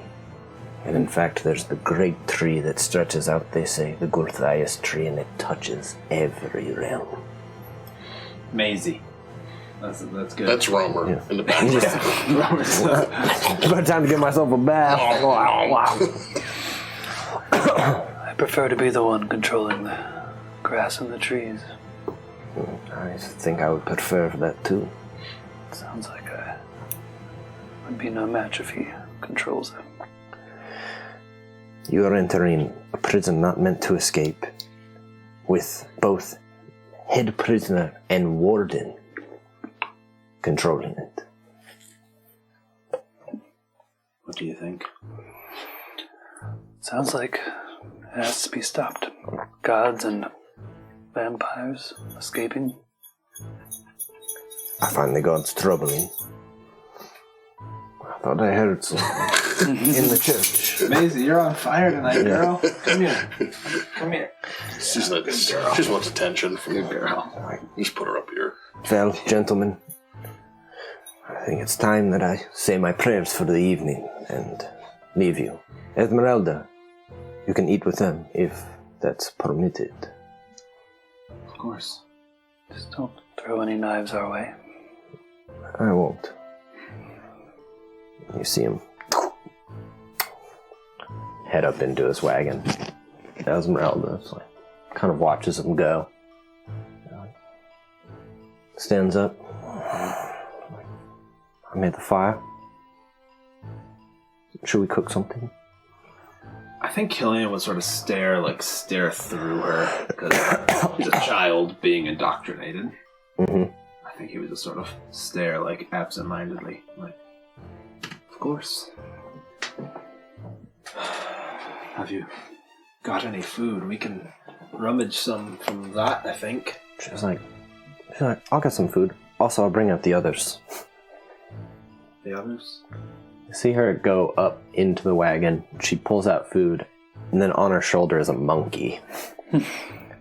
And behind her, slinking out, is a saber-toothed tiger. Just Yeah, Killian will probably kind of lean back a little. Romer's kind of laying out and he kind of looks at his career like, oh my god. yeah. You see, yes, you see exactly that. Elvin's just gonna kind of walk up and say hello. On account of he can talk to the tiger. True. The tiger's like, hello. Do you want to see a trick? Say it. And you can hear it. Say you want to see a trick. Say you want to see a trick. Yes. It goes up on its hind legs, which makes it 8 fucking feet tall. And then it goes down and rolls over.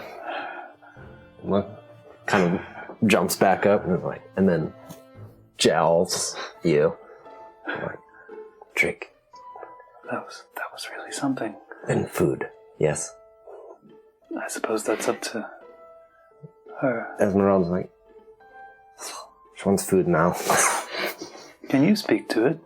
Like, Him, her, she? I just know what she wants. She always wants food. She was supposed to also be a fighting tiger, but she just does tricks for the circus show. She's like, it's like, oh, fucking raw steak. Yeah, I got the butt wiggle. There's a clip, somebody. Is there anything you'd like to ask her? I can speak to her, you know. Yes. Ask her why she does nothing but eat and not help us fight vampires. She says she appreciates you. I thought so. She's like, this is Piccolo. Kind of thought, I mean, it's the small monkey that hops on and, you know, is crawling around in your face, like, got those little tiny fingers, like. I think I'd ask the monkey, did they treat you well? Monkey's like, yes, not enough room to jump around. Also, the old monkey gets mad when I move things, but I like moving things. What's in your nose? Like, you can't keep it for a minute. It's like touching your teeth. It's like, teeth. Just... It was like, I'm not leaving. It's too frenetic to kind of continue to speak to, and then it's like, oh yeah, and just kind of hops down, and you can just hear it like, she's like, rock, yeah, like, I should definitely move this rock. Tighter rock. Oh, is that a branch? I'm going to check out this branch.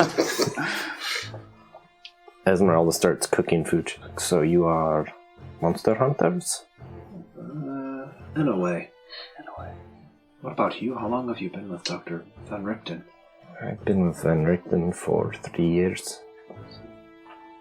You're a child. Yes, I am a child, but also a monster hunter now. So I don't doubt that. We've seen your prowess. I wouldn't question that. Did you choose this life? I asked to help him. My family did him wrong a long time ago, before I was born. And you're atoning for it. I felt bad. Shouldn't have fallen on your shoulders. My people are allowed to go into Barovia because they serve Strahd. My people have done a lot of things. They take people from their families, turn them into vampires, or they set them into Barovia for Strahd to play with, like a cat and a mouse. That is what my people have done. I suppose a bit of atoning. Like Van Richten, my parents wronged badly. And she looks back, and you can see as you just kind of look up, you see Van Richten, the door is still kind of cracked, and he's getting undressed. And you see just an old man, and he's got scars just... I mean, and you can see him almost having trouble getting his shirt off. You can see him looking older and frailer. He seems to notice, and he shuts the door. He's like, my parents took his son and gave him to Baron Metos, a vampire. Van Richten was a doctor and a priest. Turned his son into a vampire spawn. Have your parents always done these things? Mm-hmm. When were you last with them? Well, right before Van Richten killed them. I pulled a knife on him and thought about cutting him, but he would not kill me. And now he trains me. He's had to do terrible things. It's bad enough to lose his son, but he found his son. My parents would tell the story and laugh. He granted his son the mercy that he wanted, but it meant that he had to drive a stake through his own son's heart. It broke him. He became a hunter. He struck back, killed Baron Metos, And in retaliation, the vampires killed his wife in his own home. He has lost everything. Now he just hunts. But he's old. He's so old. And so he has you to carry on the legacy. If he falls, which he won't, I will do it. I will kill Strahd. I've already sworn it. I know it. I can fix it in my mind. I'll take my crossbow and Strahd's like, no, you've beaten me. Esmeralda Davenir, you are the greatest monster hunter ever. I curse your name. It is a elaborate planned out. I'll be like, that's right, monster. No more. I think Kelly will be smiling. I think Elvin would be. Yeah. It's a planned out fantasy. Almost worked that way. She was there. She's still alive. Spoilers. It's pretty Or cool. is she? You know it. What caused you to follow in his footsteps rather than your parents? You knew it was wrong, didn't you? Yes. Something inside. Have you ever heard people scream? But maybe not like that. Maybe like that. Then maybe you already know. I think Elvin would kind of look at Killian, having an idea what he's talking about. I think I do. I, maybe didn't do it, but I definitely didn't do anything to stop it. And also, sometimes I see Van Richten when he doesn't think I see him. And he weeps, and he prays to the Morning Lord every night. He's never missed a prayer.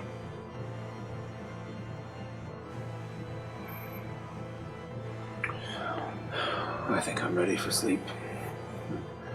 I'm not hungry. Okay, I'll go back to the wagon. Also, if you come to the wagon and we're not up, definitely knock. There's a lot of traps if you try to open the door. A lot of traps. I understand. It's good to meet you. You too. You both seem nice. And the other one, oh wait, actually she can't see you, because you're already in there. She's like, and I heard there was another one, but I guess he's somewhere else. But, He's very tired. Glance at the hut, knowing.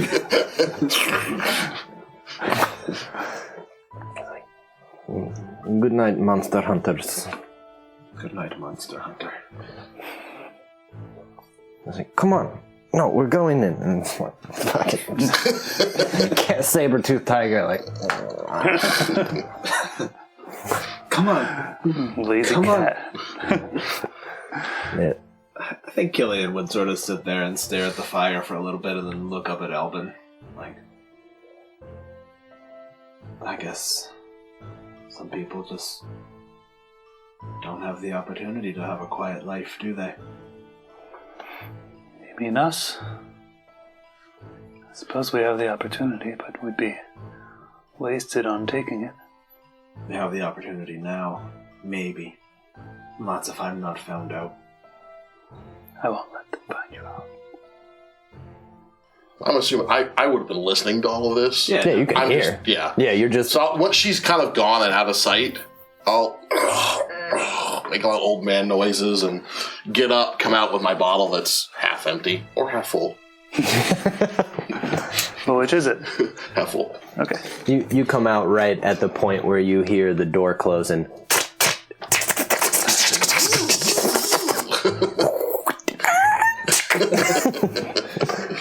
I think as you come out, Killian will be staring at Elvin. Like, I think his eyes would be all watery, like that glassy, reflecting the light. Just be like, I know.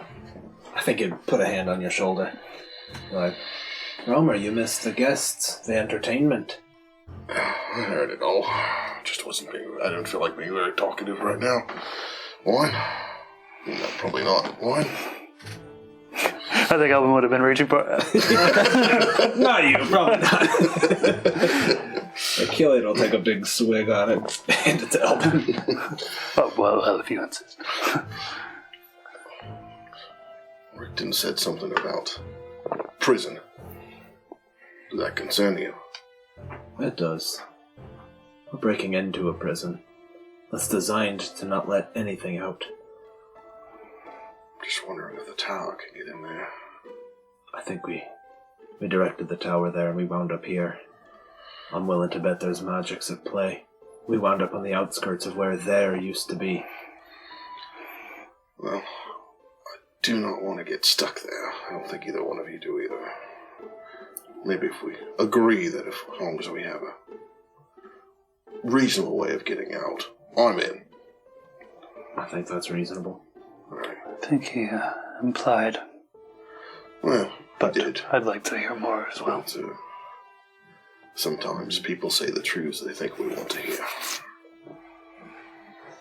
He pretends like he may not need our help, but maybe he's trying to recruit us somehow in his own way. He has no intention of leaving. He has no intention of leaving, that's true. But I also don't think he would steer us astray. I think he speaks truth. Grief does a lot of terrible things to people. Sounds It like does. he's been through a shitload. He has. But his resolve, I think, wasn't deceptive. Alright. Just wanted to get that out. Besides, Romer, don't you want the opportunity to raid in a new land? With your comrades by your side. Okay, fine. We defeated a god, how bad could the Strahd be? Sounds pretty bad. He's been alive for 700 years. I'm sure he hasn't gotten any bigger. But smarter, probably. Smarter. He's probably alive because, well, he knows how to stay alive. Sort of alive. I think Rickton's on a suicide mission. It's none of my business, really. And to be honest, if he wants to go after him, maybe it'll distract him long enough for us to get the information that we need. I suspect this Strahd probably has some kind of library. I suspect so as well. That's our intention. The information. Good. We've got the larger picture here. Strahd, that's Van Richten's fight.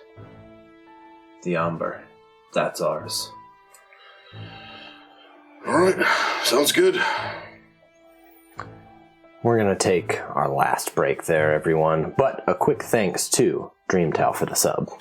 Thank you. Wow, so- Thank you, guys. We will be back in 10 minutes, y'all, as we visit a well-known witch.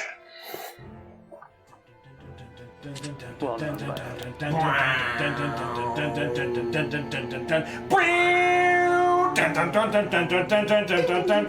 It's Maclore 1997, y'all.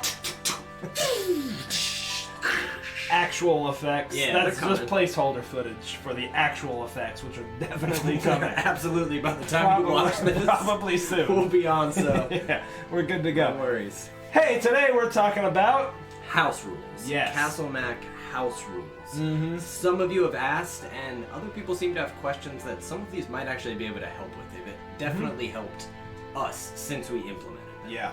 Where do you want to start? We've got a couple that we'll cover, but not many. We tend to be pretty thoughtful about our house rules. We don't, I think we respect rules as written. We want to play the game close to the way it's intended. Yeah. I know that, right, the paradigm is, hey, it's your game, do whatever you want at your table. And I respect and love that, and I think we do, but also, you can have some unforeseen consequences We've when also you start put monkeying limits with the on, rules. typically when we change something to benefit, there is a limit to it. Right, So it's almost a limited amount. I think the two things we'll talk about first are potions and short rests. Yeah. Why don't you take it away? Which one do you want to start with? Short rest, because that's probably maybe Okay. the largest Yeah, change. yeah. So short rest are with us about 3 to 5 minutes. It's enough time Yes. to catch your breath, to bandage yourself, but we limit them to 2 per long rest. Right. So there's not, I'm going to take another short rest, going to take another short rest. Right. That's it. Yeah, it's great. You know, we were sort of stressed out by some of the short rest based classes, right? Fighters, warlocks, they sort of have this, there's almost this push to, after every fight, be like, hey, can we take a short rest? But, you know, short rests were an hour. So a dungeon that might take 30 minutes of in-game time, throw in 2 rests, it's only 2.5 hours to clear this small dungeon. It just felt, it didn't jive, right? It just didn't feel right. And there's levels where it's difficult for every time to try to figure out how narratively an hour would take place. Yeah. Whereas, so, Right. and given, I think those questions are still things you have to work out, and it's very easily, you can still make them like, no, y'all can't. You're still pressed. I still think the same mechanic can work. Right. Yeah, it 100% can. And I think by limiting it to 2, it's now a finite resource that the party has to essentially call upon when they're ready. You know, Yeah. you sort of have, it's now a bit of a gamble. The hit you know. dice are still used. Right. Everything else is still used up. So Right. it's not. Because hypothetically, you could just short rest your way after every room. I mean, yeah, it might take you 3 days to clear a dungeon that's, 20 rooms or something, but, there's nothing to stop you from short resting. And in some ways, that's the way old school D&D was, right? We go in, we poke around, okay, all right, let's go back out, camp at the entrance, but whatever. So it's worked for us. I think narratively, it's We like it. really cool. It's something if you want to try. The other is potions. So potions we allow to, you can drink them on a bonus action. If you Right. want to kind of feed them to somebody else who may be down, that's still an action Right. to try to kind of, make it in and bring them back up. Yep. However, the same one, have to choose to drink a healing potion or an action. I mean, it's a tough choice. Again, what we've done though is you can't buy 15 healing potions. Yeah, we make them pretty limited. Players can't show up and buy a bag full. No. Typically, narratively, there's always a sort of governor on it. Typically, characters can walk around with 2 going into a dungeon. If they find more and conserve them, great, that's totally fine. But rarely are we letting anyone walk into a dungeon, spending every bonus action on a healing potion. And we wouldn't have that limit, I think, if they were an action necessarily, because you're giving up a whole action. Both of those rules we've been using for months now, probably 6 months. If not The more. potions even longer. The potions we've longer. been doing that for like 2 years, and they've worked. It's worked spectacularly. I really, really like it. It's only been beneficial changes. So Yeah. I haven't had any complaints. It certainly hasn't broken anything that we've played or any of the larger mechanics. No, they really haven't. Of course, our other house rule that you see all the time is our player-given inspiration. That, in many ways, I introduced that because I, as a DM, am just bad about remembering. I kind of get wrapped up when someone's role-playing. I'm like, I'm loving this, and I just don't even often think, oh, I should reward that. So now the players can reward each other. It's not always used appropriately. It can be like, oh, you're about to fight? Okay, well, I'm going to come up with a quick reason to give It's this. used strategically a lot, but that's not to say there are times when it is a chance for... And it's a nice break where when somebody does give it to somebody else, typically the rest of the group be like, I also loved that. So it's a way for you to honestly help each other out and reward each other for things that you genuinely think. Yeah, and on the topic of inspiration, another house rule of ours is we just let it be spent after the fact to re-roll a die. By the rules, you're supposed to spend it ahead to get advantage on something, which is fine, but it just works really well, I think, rolling, kind of a re-roll after the fact. I don't know. I think that works the best. Oh, are you filming? Yeah. Oh. 100%. It's really a professional approach too. Like this is obviously. I mean, you guys saw the special effects at the beginning that we're adding in. So. Clearly. We also, it's not actually a spoken part of the rule. We don't allow multiple inspiration rolls to be used quite frequently. Yeah. I think we typically only have like 2. What do you mean? Well, like you can't. I mean, say you have. Because our divine inspiration. But you can't be like, I'm gonna roll that a 5th time. I'm gonna roll that a 6th time. Right. There is kind of a limit at like 2 re-rolls, unless you have maybe luck or something where you could continue to use that. Yeah. But for the most part, given that it's a re-roll, it's kind of like, well, that was. Yeah. That was that. It. That was your. So that was your second. So shot. again, it's another way that we kind of limit it. Either way. And again, that's worked really well. That's been fun. It's not always used in a manner that you might but whatever. But it's that's fine. okay too. Yeah, who cares? You want your friends to survive, and you want That's to do right. well. And Yeah. as a DM, we typically are planning on somebody using an inspiration reroll. Right. So I have probably built in the fact that if I've done it well, you're gonna need to use them. And for all these things, we're like, yeah, cool. You guys get divine rerolls or whatever. I'm gonna crank up the difficulty a little bit. So we've got levers that we can pull to balance it out. The only other house rule that's coming to mind right now is the way I treat mounted combat, which is I'll let you explain that. 'cause yeah, it's so confusing. mounted combat rules as written is pretty. It's kind of all over the place. It's weird. And there was an article, or actually there was a video, I think that Jeremy Crawford did, and I frankly just don't like the way it worked out. The way it's supposed to work is intelligent mounts are supposed to have their own initiative, but that just gets to be kind of a pain, and it can be painful especially for characters like Wayland in our Strahd game, who is this, he's trained all his life to be a mounted, cavalryman, and he's got this horse that's trained, and it felt weird to have the horse be intelligent, so it acts on its own, or completely unintelligent, so it doesn't. So really, here's the way we do it. If you are mounted, your horse will act on your initiative, but you must declare whether it acts before you or after you, and it has to complete its entire turn before you do. So that means your horse can't ride up, you make an attack, and then your horse ride off. Now, there are ways around that, which we can talk about in a second. It also stays. Your decision in the beginning of that choice is the remainder of that combat. Right, you don't get to switch it up. Every time you roll initiative, you make that decision then and there and stick with it. So the only other change I have is I do make the distinction between an intelligent and an unintelligent mount, except it's more like a trained mount and an untrained mount. But intelligent, I think, would functionally be the same thing. So a trained or intelligent mount, the only difference is it can take the attack action. So on its turn, it could move up and attack, and now it's your turn mounted. And I did this just because, again, the initiative order being what it is, if you're riding on an intelligent mount, just weird stuff can happen that don't feel real, right? It kind of hurts the verisimilitude of it. And so now, let's say hypothetically, I'm a knight, I've got a lance, and I want to ride my horse past the enemy and attack the enemy as I ride past. Okay? Here's one way you might do that. My horse is going to go after me. On my turn, I am going to hold my action to attack as soon as I'm adjacent to this guy. Now my horse on its turn moves up, gets adjacent. I now get to make my attack. It's triggered the action. It's triggered my held action, and now the horse rides off. It sounds complicated, but I think it's much less complicated than it is if you play it rules as written, and it's worked swimmingly for us we did that probably 18 months ago. So, I think that's it. Any other house rules that we can think of? Not that I can think of, no. All right, great. We're going to go ahead and roll the credits here. There's Andrew gets credited right there, as you can see. We'll see you next time on Mac Lore 1997, y'all. Hey, y'all, we're back with another installment of Mac Lore 1997. Forgot. It's Mac Lore 1997. That's the title. And today we're going to talk about today. Like you're watching this multiple days. This is a disaster. But we're going to keep rolling because that's how we do. Going to talk about our Princes of the Apocalypse campaign. And if you're watching this on YouTube or catching up, Princes of the Apocalypse rolls into Castle Mac versus Elemental Evil because my man killed us all. Party wipe.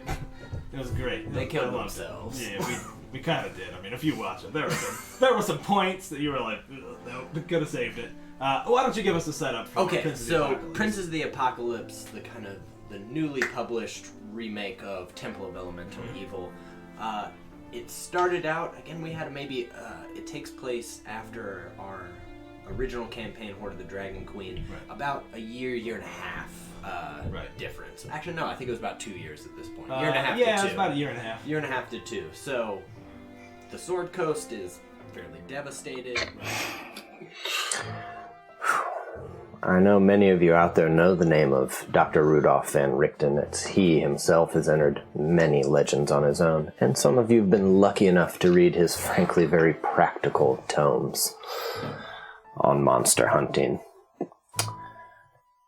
You wake the next morning.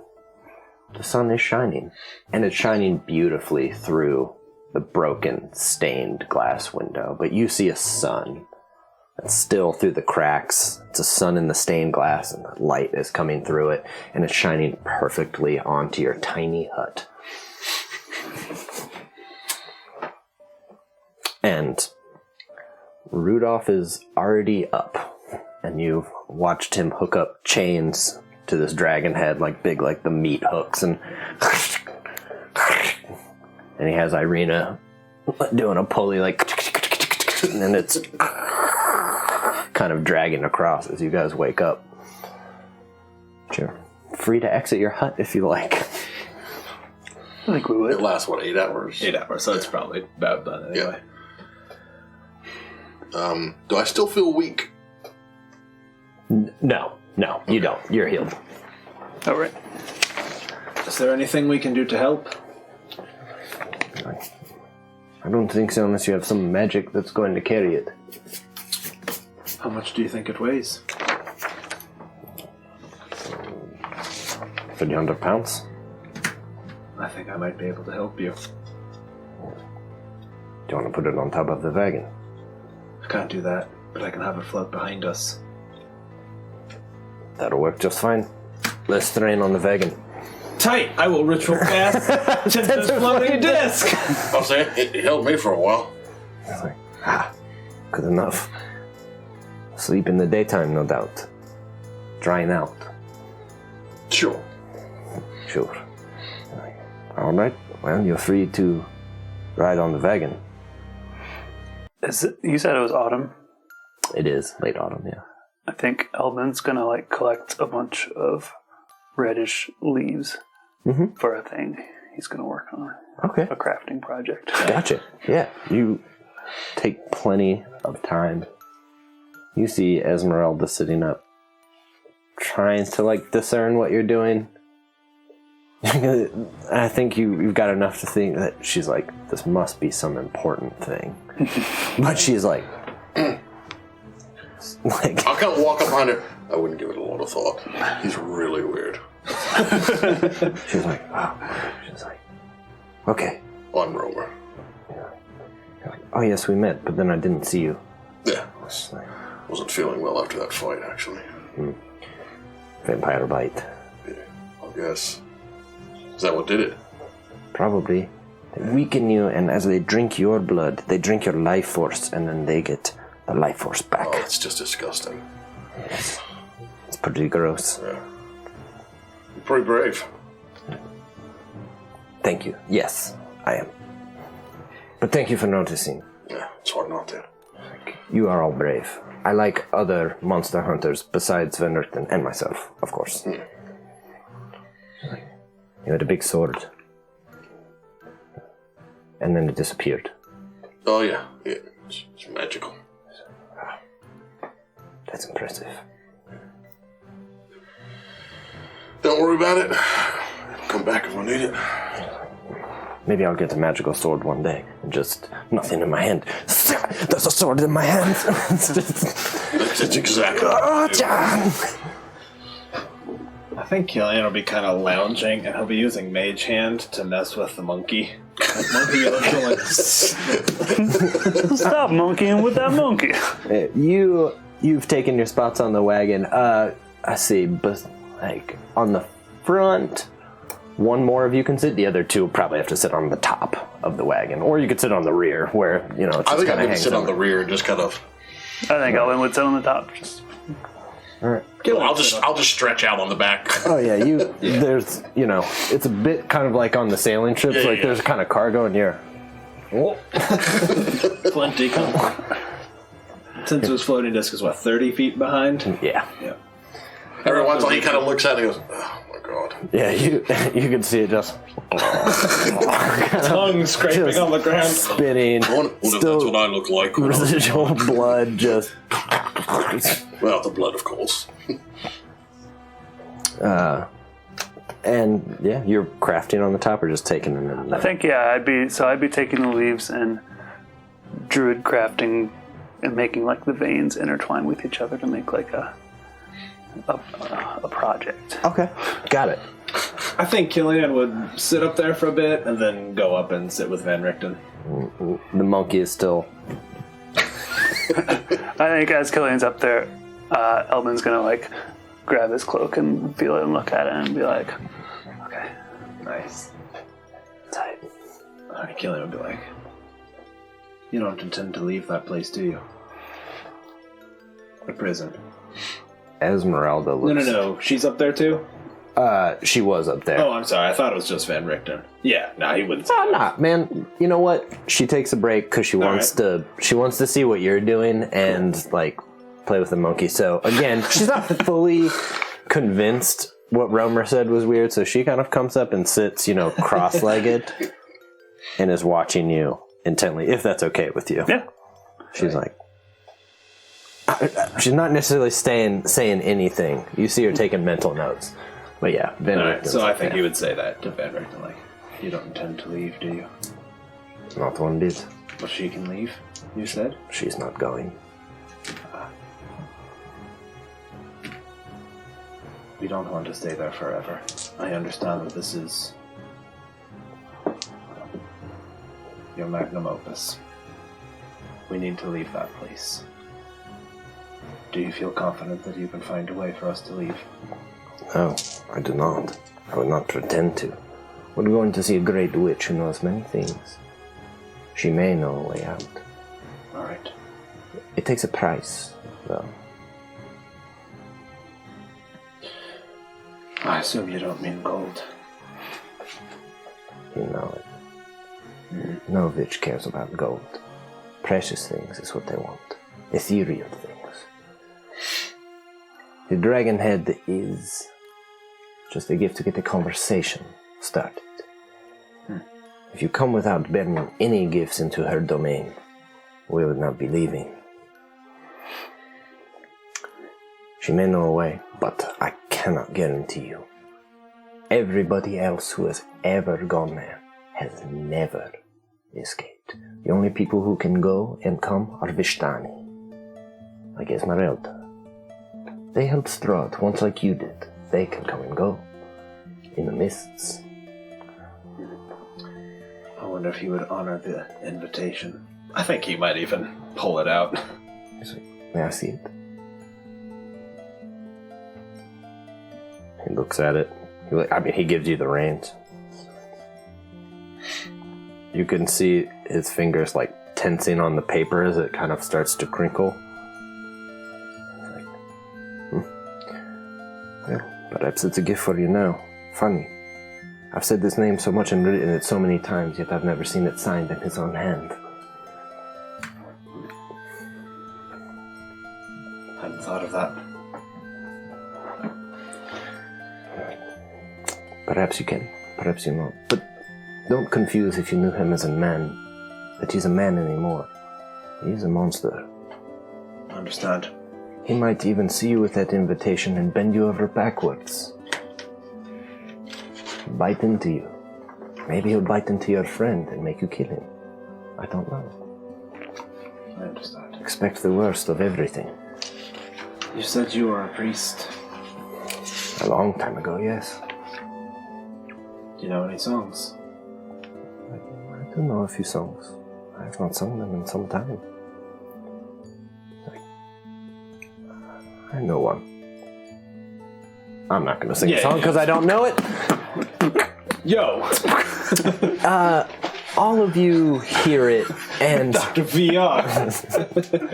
get swifty. I think Killian leaned back in his seat. What starts rough, like a voice that just is almost finding a melody for a moment, or reaching just the inflection that it needs to, seems to drift into something, and it's a rough voice, but the song it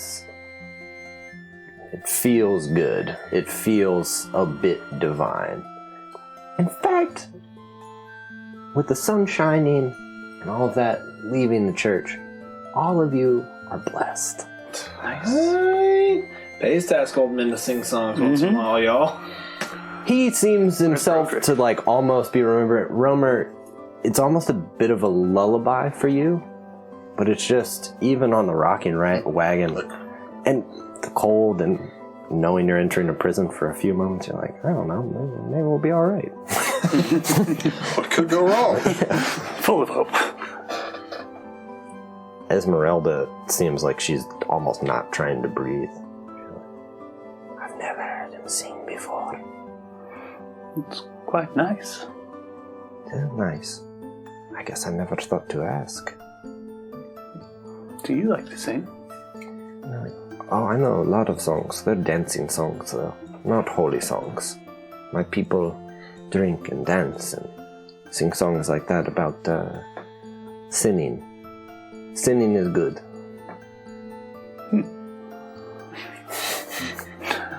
For them, not for me. I'm a monster hunter. I have divine purpose. But dancing is good. I like to dance. I've got 2 strong legs for dancing. Also, are you making a magic shield? Or a weapon? A trap? Not. I'm making a cloak. Killian's is musty and not his own. Oh, Thought he might like it. that's nice. So in my mind, it's like solid red from here, but you get close and you see these like Patchwork see of leaves. and the veins and That's stuff. Yeah. incredible. And they'd be thicker because I can druid craft and be thicker. So Yeah. That's just awesome. whatever. That's fantastic. That's fucking tight. Giving all y'all an inspiration, because... I already got one, but thank you. I did too. Well, perfect, because you get one right now. That's awesome. I already. Well, okay. I'll have to. Just kidding.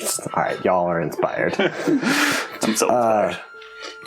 She's like, oh, that's nice. And she kind of lays back, with her hands behind her head, looking at the sky, listening. I'm glad you two found each other. Me too. Yeah, I don't want a cloak. I'm good. Fuck off, Romer. Whoever just laughs. I'm just kidding. Esmeralda rolls over and laughs too. In fact, you see her kind of, push her head over and laugh and smile down at you as you're... He's squinting at the sun, but he kind of winks at her and kind of... I think Elvin startled the shit out of himself with saying something mean, and he was like, "Oh, Romer, I'm sorry, I'm sorry." Get fucked, Romer. Oh my god! Power changes you. Oh my god, I'm so squeaky. I'm sorry. That's okay. I'm gonna spray it on break. You start to enter more of the woods, and the mists start to come up. The sun seems to it's a bit overcast now. You don't remember seeing any clouds, though. So you kind of get deeper, and this trail kind of leads, and it gets rougher and rougher. Van Richten's looking, he's like, we're nearly there. We'll have to go on foot from here. Esmeralda! Here! Now! She's like, what are we doing? He's like, you are waiting in the wagon. She's like, why? He's like, excuse me? She's like, I'm waiting on the wagon. Does she have any weapons other than the crossbow? Yeah, she's got a dagger. Okay. He's like, she sits on, he's like, inside the wagon. I think as she's going, Killian would kind of stop her and be like, "You don't have any magic weapons?" Mm-mm. I think he's gonna pull out the mistletoe dart and be like, "This is called a mistletoe dart. You can only use it once per day. It's poisonous, overcomes any beast, even if it's poisonous, venomous itself. I think you'll make better use of it." She holds it, clasps it. Thank you. She hugs you. A quick, the... He'll get a pat. And she's like, "Von Richten, catch!" And you've shattered the timeline, and now we have other adventures to do. Thank you. Be safe. Oh well, good luck. Takes it. You can see her. You can see her. She goes in, and again you hear the...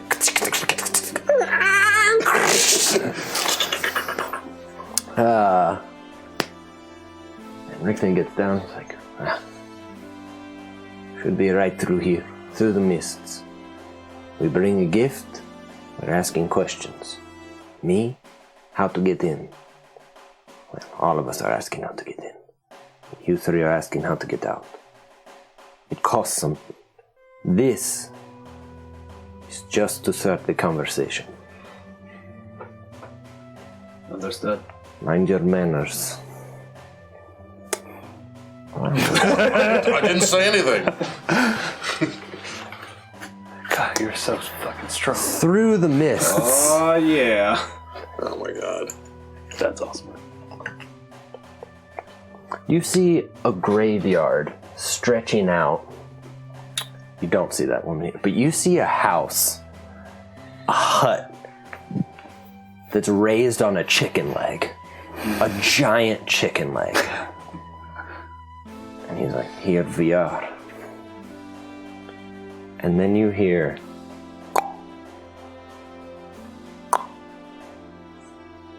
it's all you hear is this talk. And moving through the mist of the graveyard, silently beyond that, is a giant pestle, like a mortar and pestle. Is that the mortar? I always get it mixed up. I don't know. It's the mortar. Which one's the bowl part? I think that's the mortar. I think that is the mortar. Mortar. And you see a hideous looking woman leaning forward. And it just moves silently, maybe 3 feet. Like above she's the in ground. it? She's sitting in it. It's And massive. she's using the pestle to kind pestle. of like like rowing rowing almost. it. Oh, that's great. But you see her, and now that you see as she's getting closer, you see at Graves' hands stick up, skeletal hands, and you see her leaning down and counting each one of their fingers. You can hear to herself, 531, 532, 533. And she looks up. Her hair is ratted. Her face looks like it's like the wrinkles have just continued to sag. Skin has pustules on it. Everything is just hanging over the wagon. And she's like, oh, hello, children. Welcome.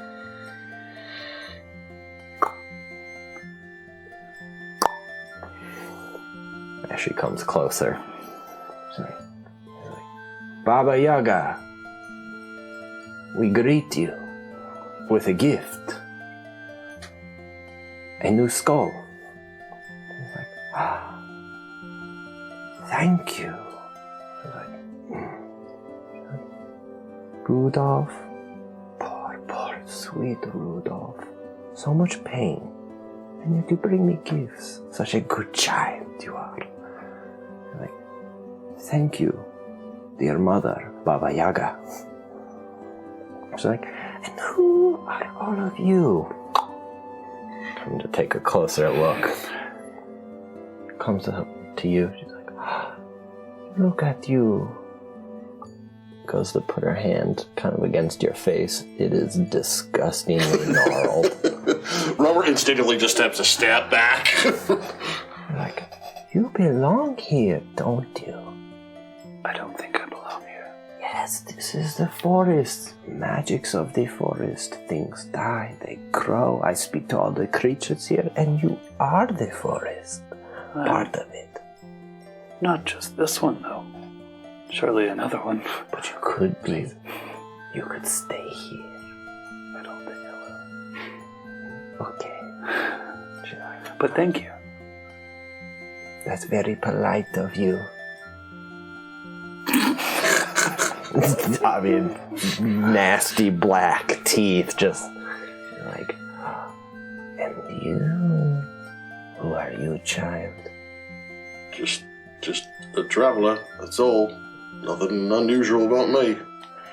She's like, nobody is just a traveler, and yet everybody is just a traveler. Nice to meet you, ma'am. Thank you, child. Mm-hmm. Like, I wonder if it's the thing all around you that has given you manners. I see it connected to you, but stretching so far out, familiar to me. But maybe I don't know it. I don't know. Uncomfortable laugh. She's like, and that sound, the lack of sound.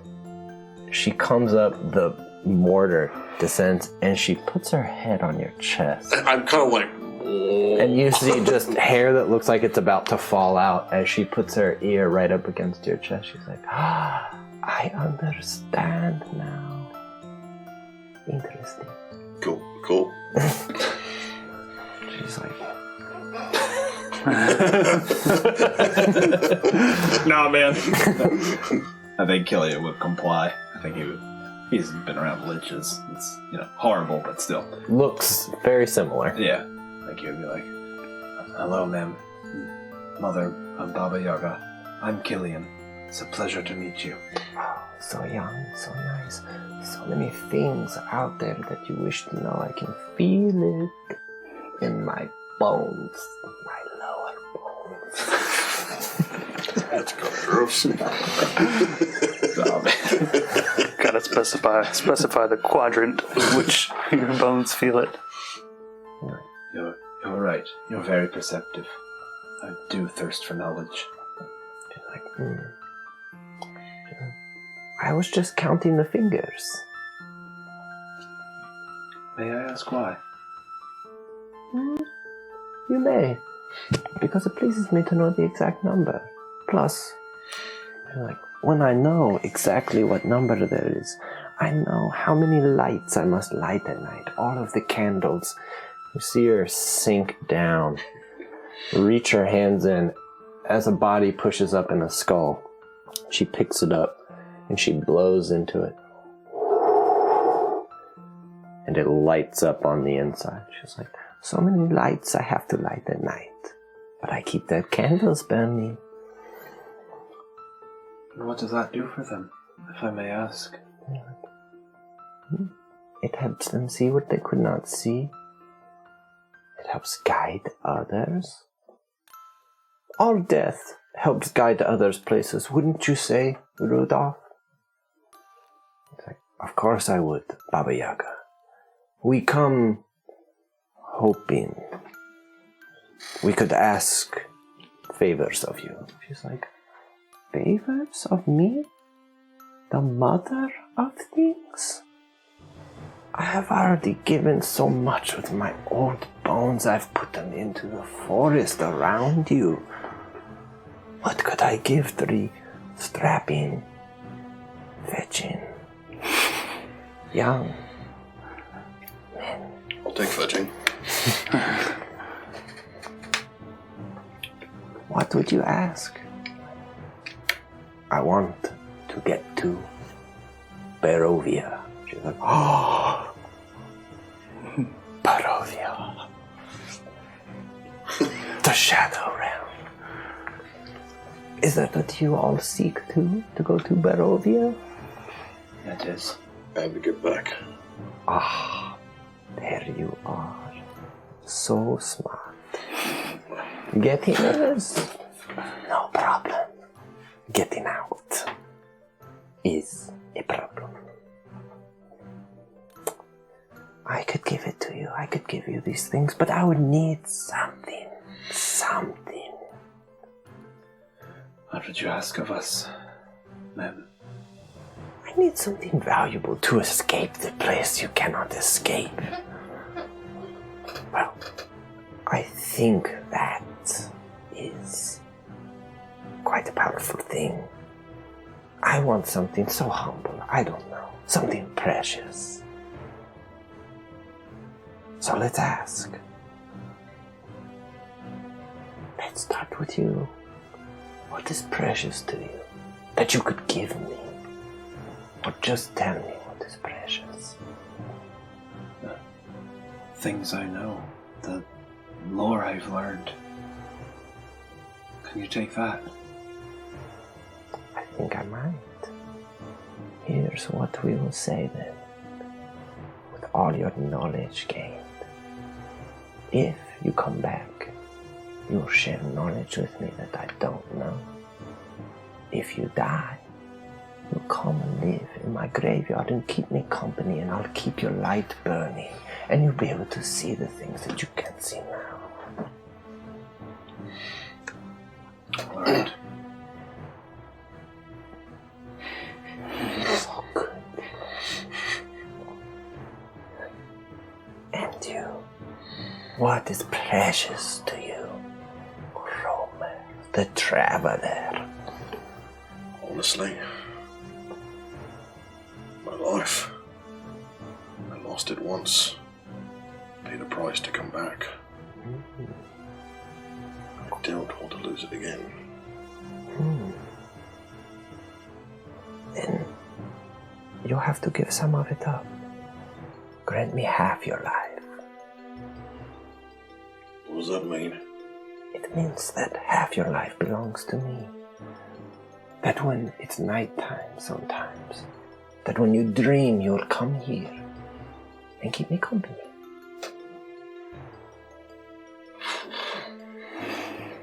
Go to him. Let me think about it. Take your time. I'm going to.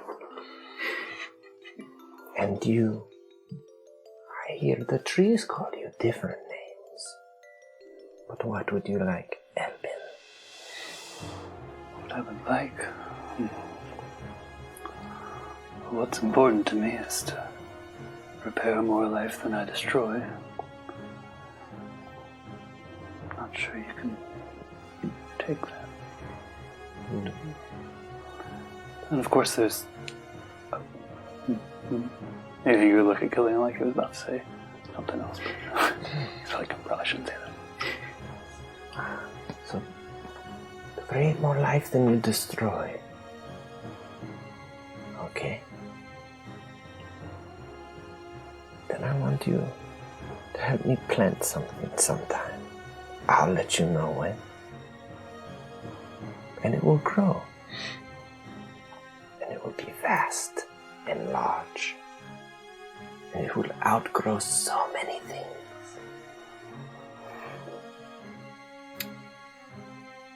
Is it good in nature?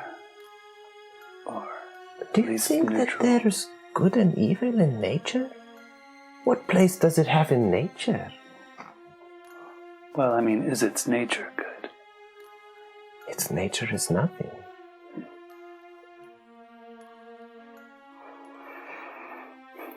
I hate to agree to a bargain I don't fully understand. And I hate to give you the opportunity to leave Perovia. I'm being such a good mother to you children. Well, all right. Okay. Roman. He gets to plant a tree. He gives you knowledge. But you get to invade my dreams? I was going to invite you into mine. But okay, I'll make you another one. I want part of the life that you had, the one you wish to remember. Some of it will be mine, and it'll keep me warm at night as I think about it.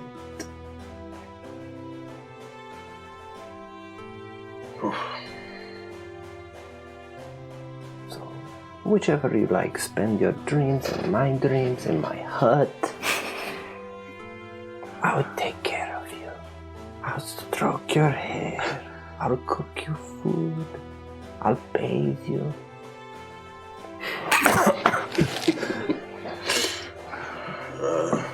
What was that knock on the table? Pardon me. This end is definitely higher. I don't know what's going on. You know, I talk about it with my friends before I make a decision. Is that a problem? Play with your friends, yes. Thank you.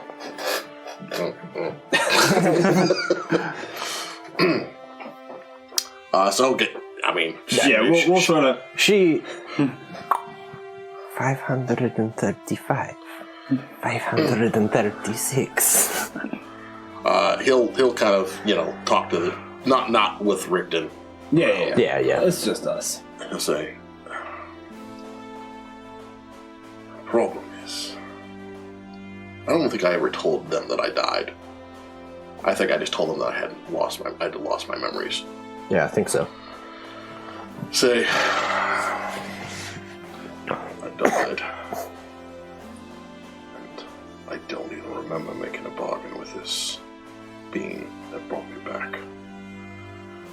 It gives me power. I don't like it, to be honest.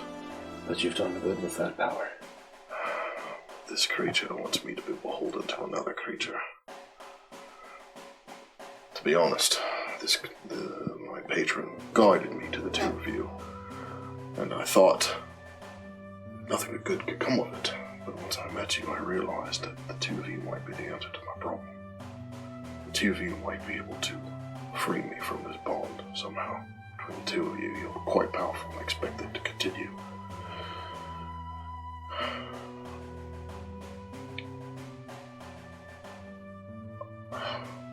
If I agree to her, it's just one more being that has power over me. What I'm asking is, if it becomes too much, I need your help to break this bond with her after this, whatever it means. I'm not saying we have to kill her. There has to be another way. She seems willing to make bargains. That's the problem. Too easy. You realize that this probably has a catch, not just for me, but for the two of you too. I do. I don't suspect we'll be growing trees together. Probably not. I guess I just want to make sure that we all are in agreement that whatever she asks of us, that we try to find some way to undo whatever it is, because no good will come of it, I will tell you that much. I am willing to do it. That's worth thinking about. When I think about what I'm starting to give up, I've only got to gain. I've got nothing to lose. Yeah, well, the problem is if I die, that's when I lose the most. Because whatever bargain I made, which I don't even remember, that's when the price comes back to me. That's why I fear death so much. That's why I reacted so violently to Bell. When I got aged, it got me that much closer to a place that I thought I had longer to get to. Well, I'll tell you this. If she is as foul as we might think, if there is some way that we can break those bonds, I'll help you. But we've also been called to something higher. No, I understand that. And I realize that this probably, right now, these prices that we're paying may not be too taxing, but I suspect that they will be down the road. We can reassess. As long as they're all going into this with our eyes wide open. Of course. If I'm forced to commit some evil with her, I hope to undo it as well. I will help if I can. Very well. Okay, well, I'll head back. Killian would clasp you on the shoulder, kind of give it a little squeeze. Then you know we're with you. She's 721. 700. Fireball? Yeah. Like so many lights to light. You have returned. What is your answer, child? I will agree that you can have part of my past. Good. I'll take it now. It's done. Cool.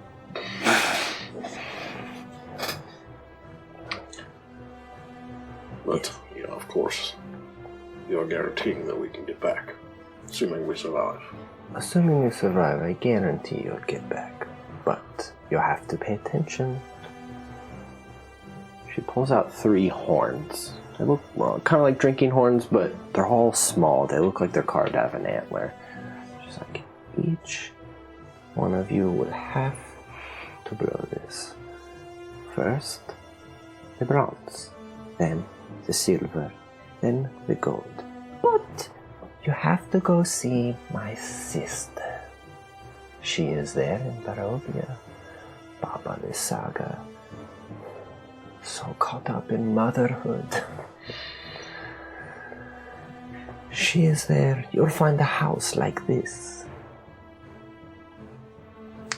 My other sister is even farther away, but you won't need to see her. Blow these 3 horns in front of my sister, the Baba Saga, and she will get you out, if you're alive.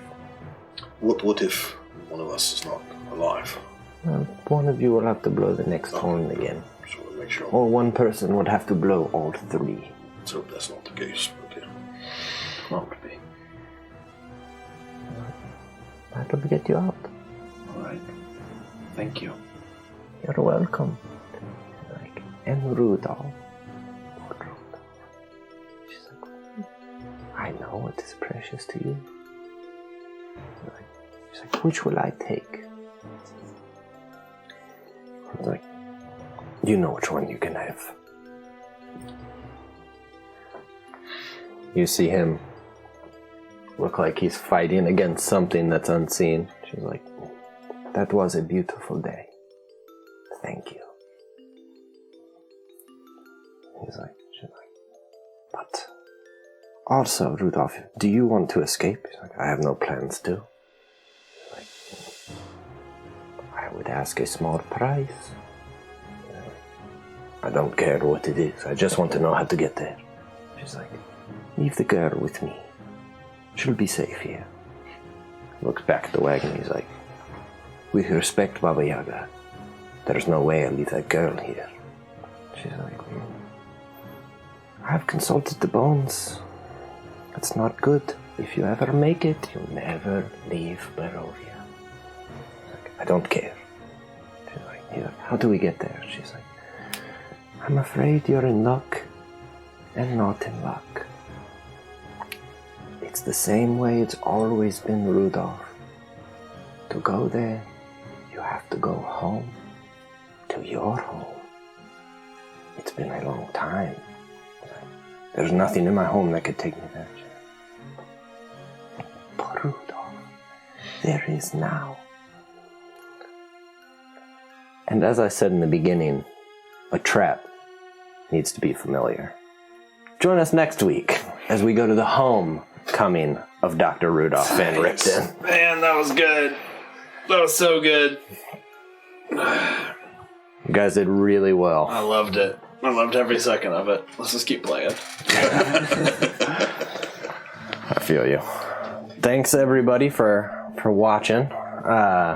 Yeah, next week we'll be entering Van Richten Manor. Tight. All right. Thanks everybody. Thanks, Night y'all. night.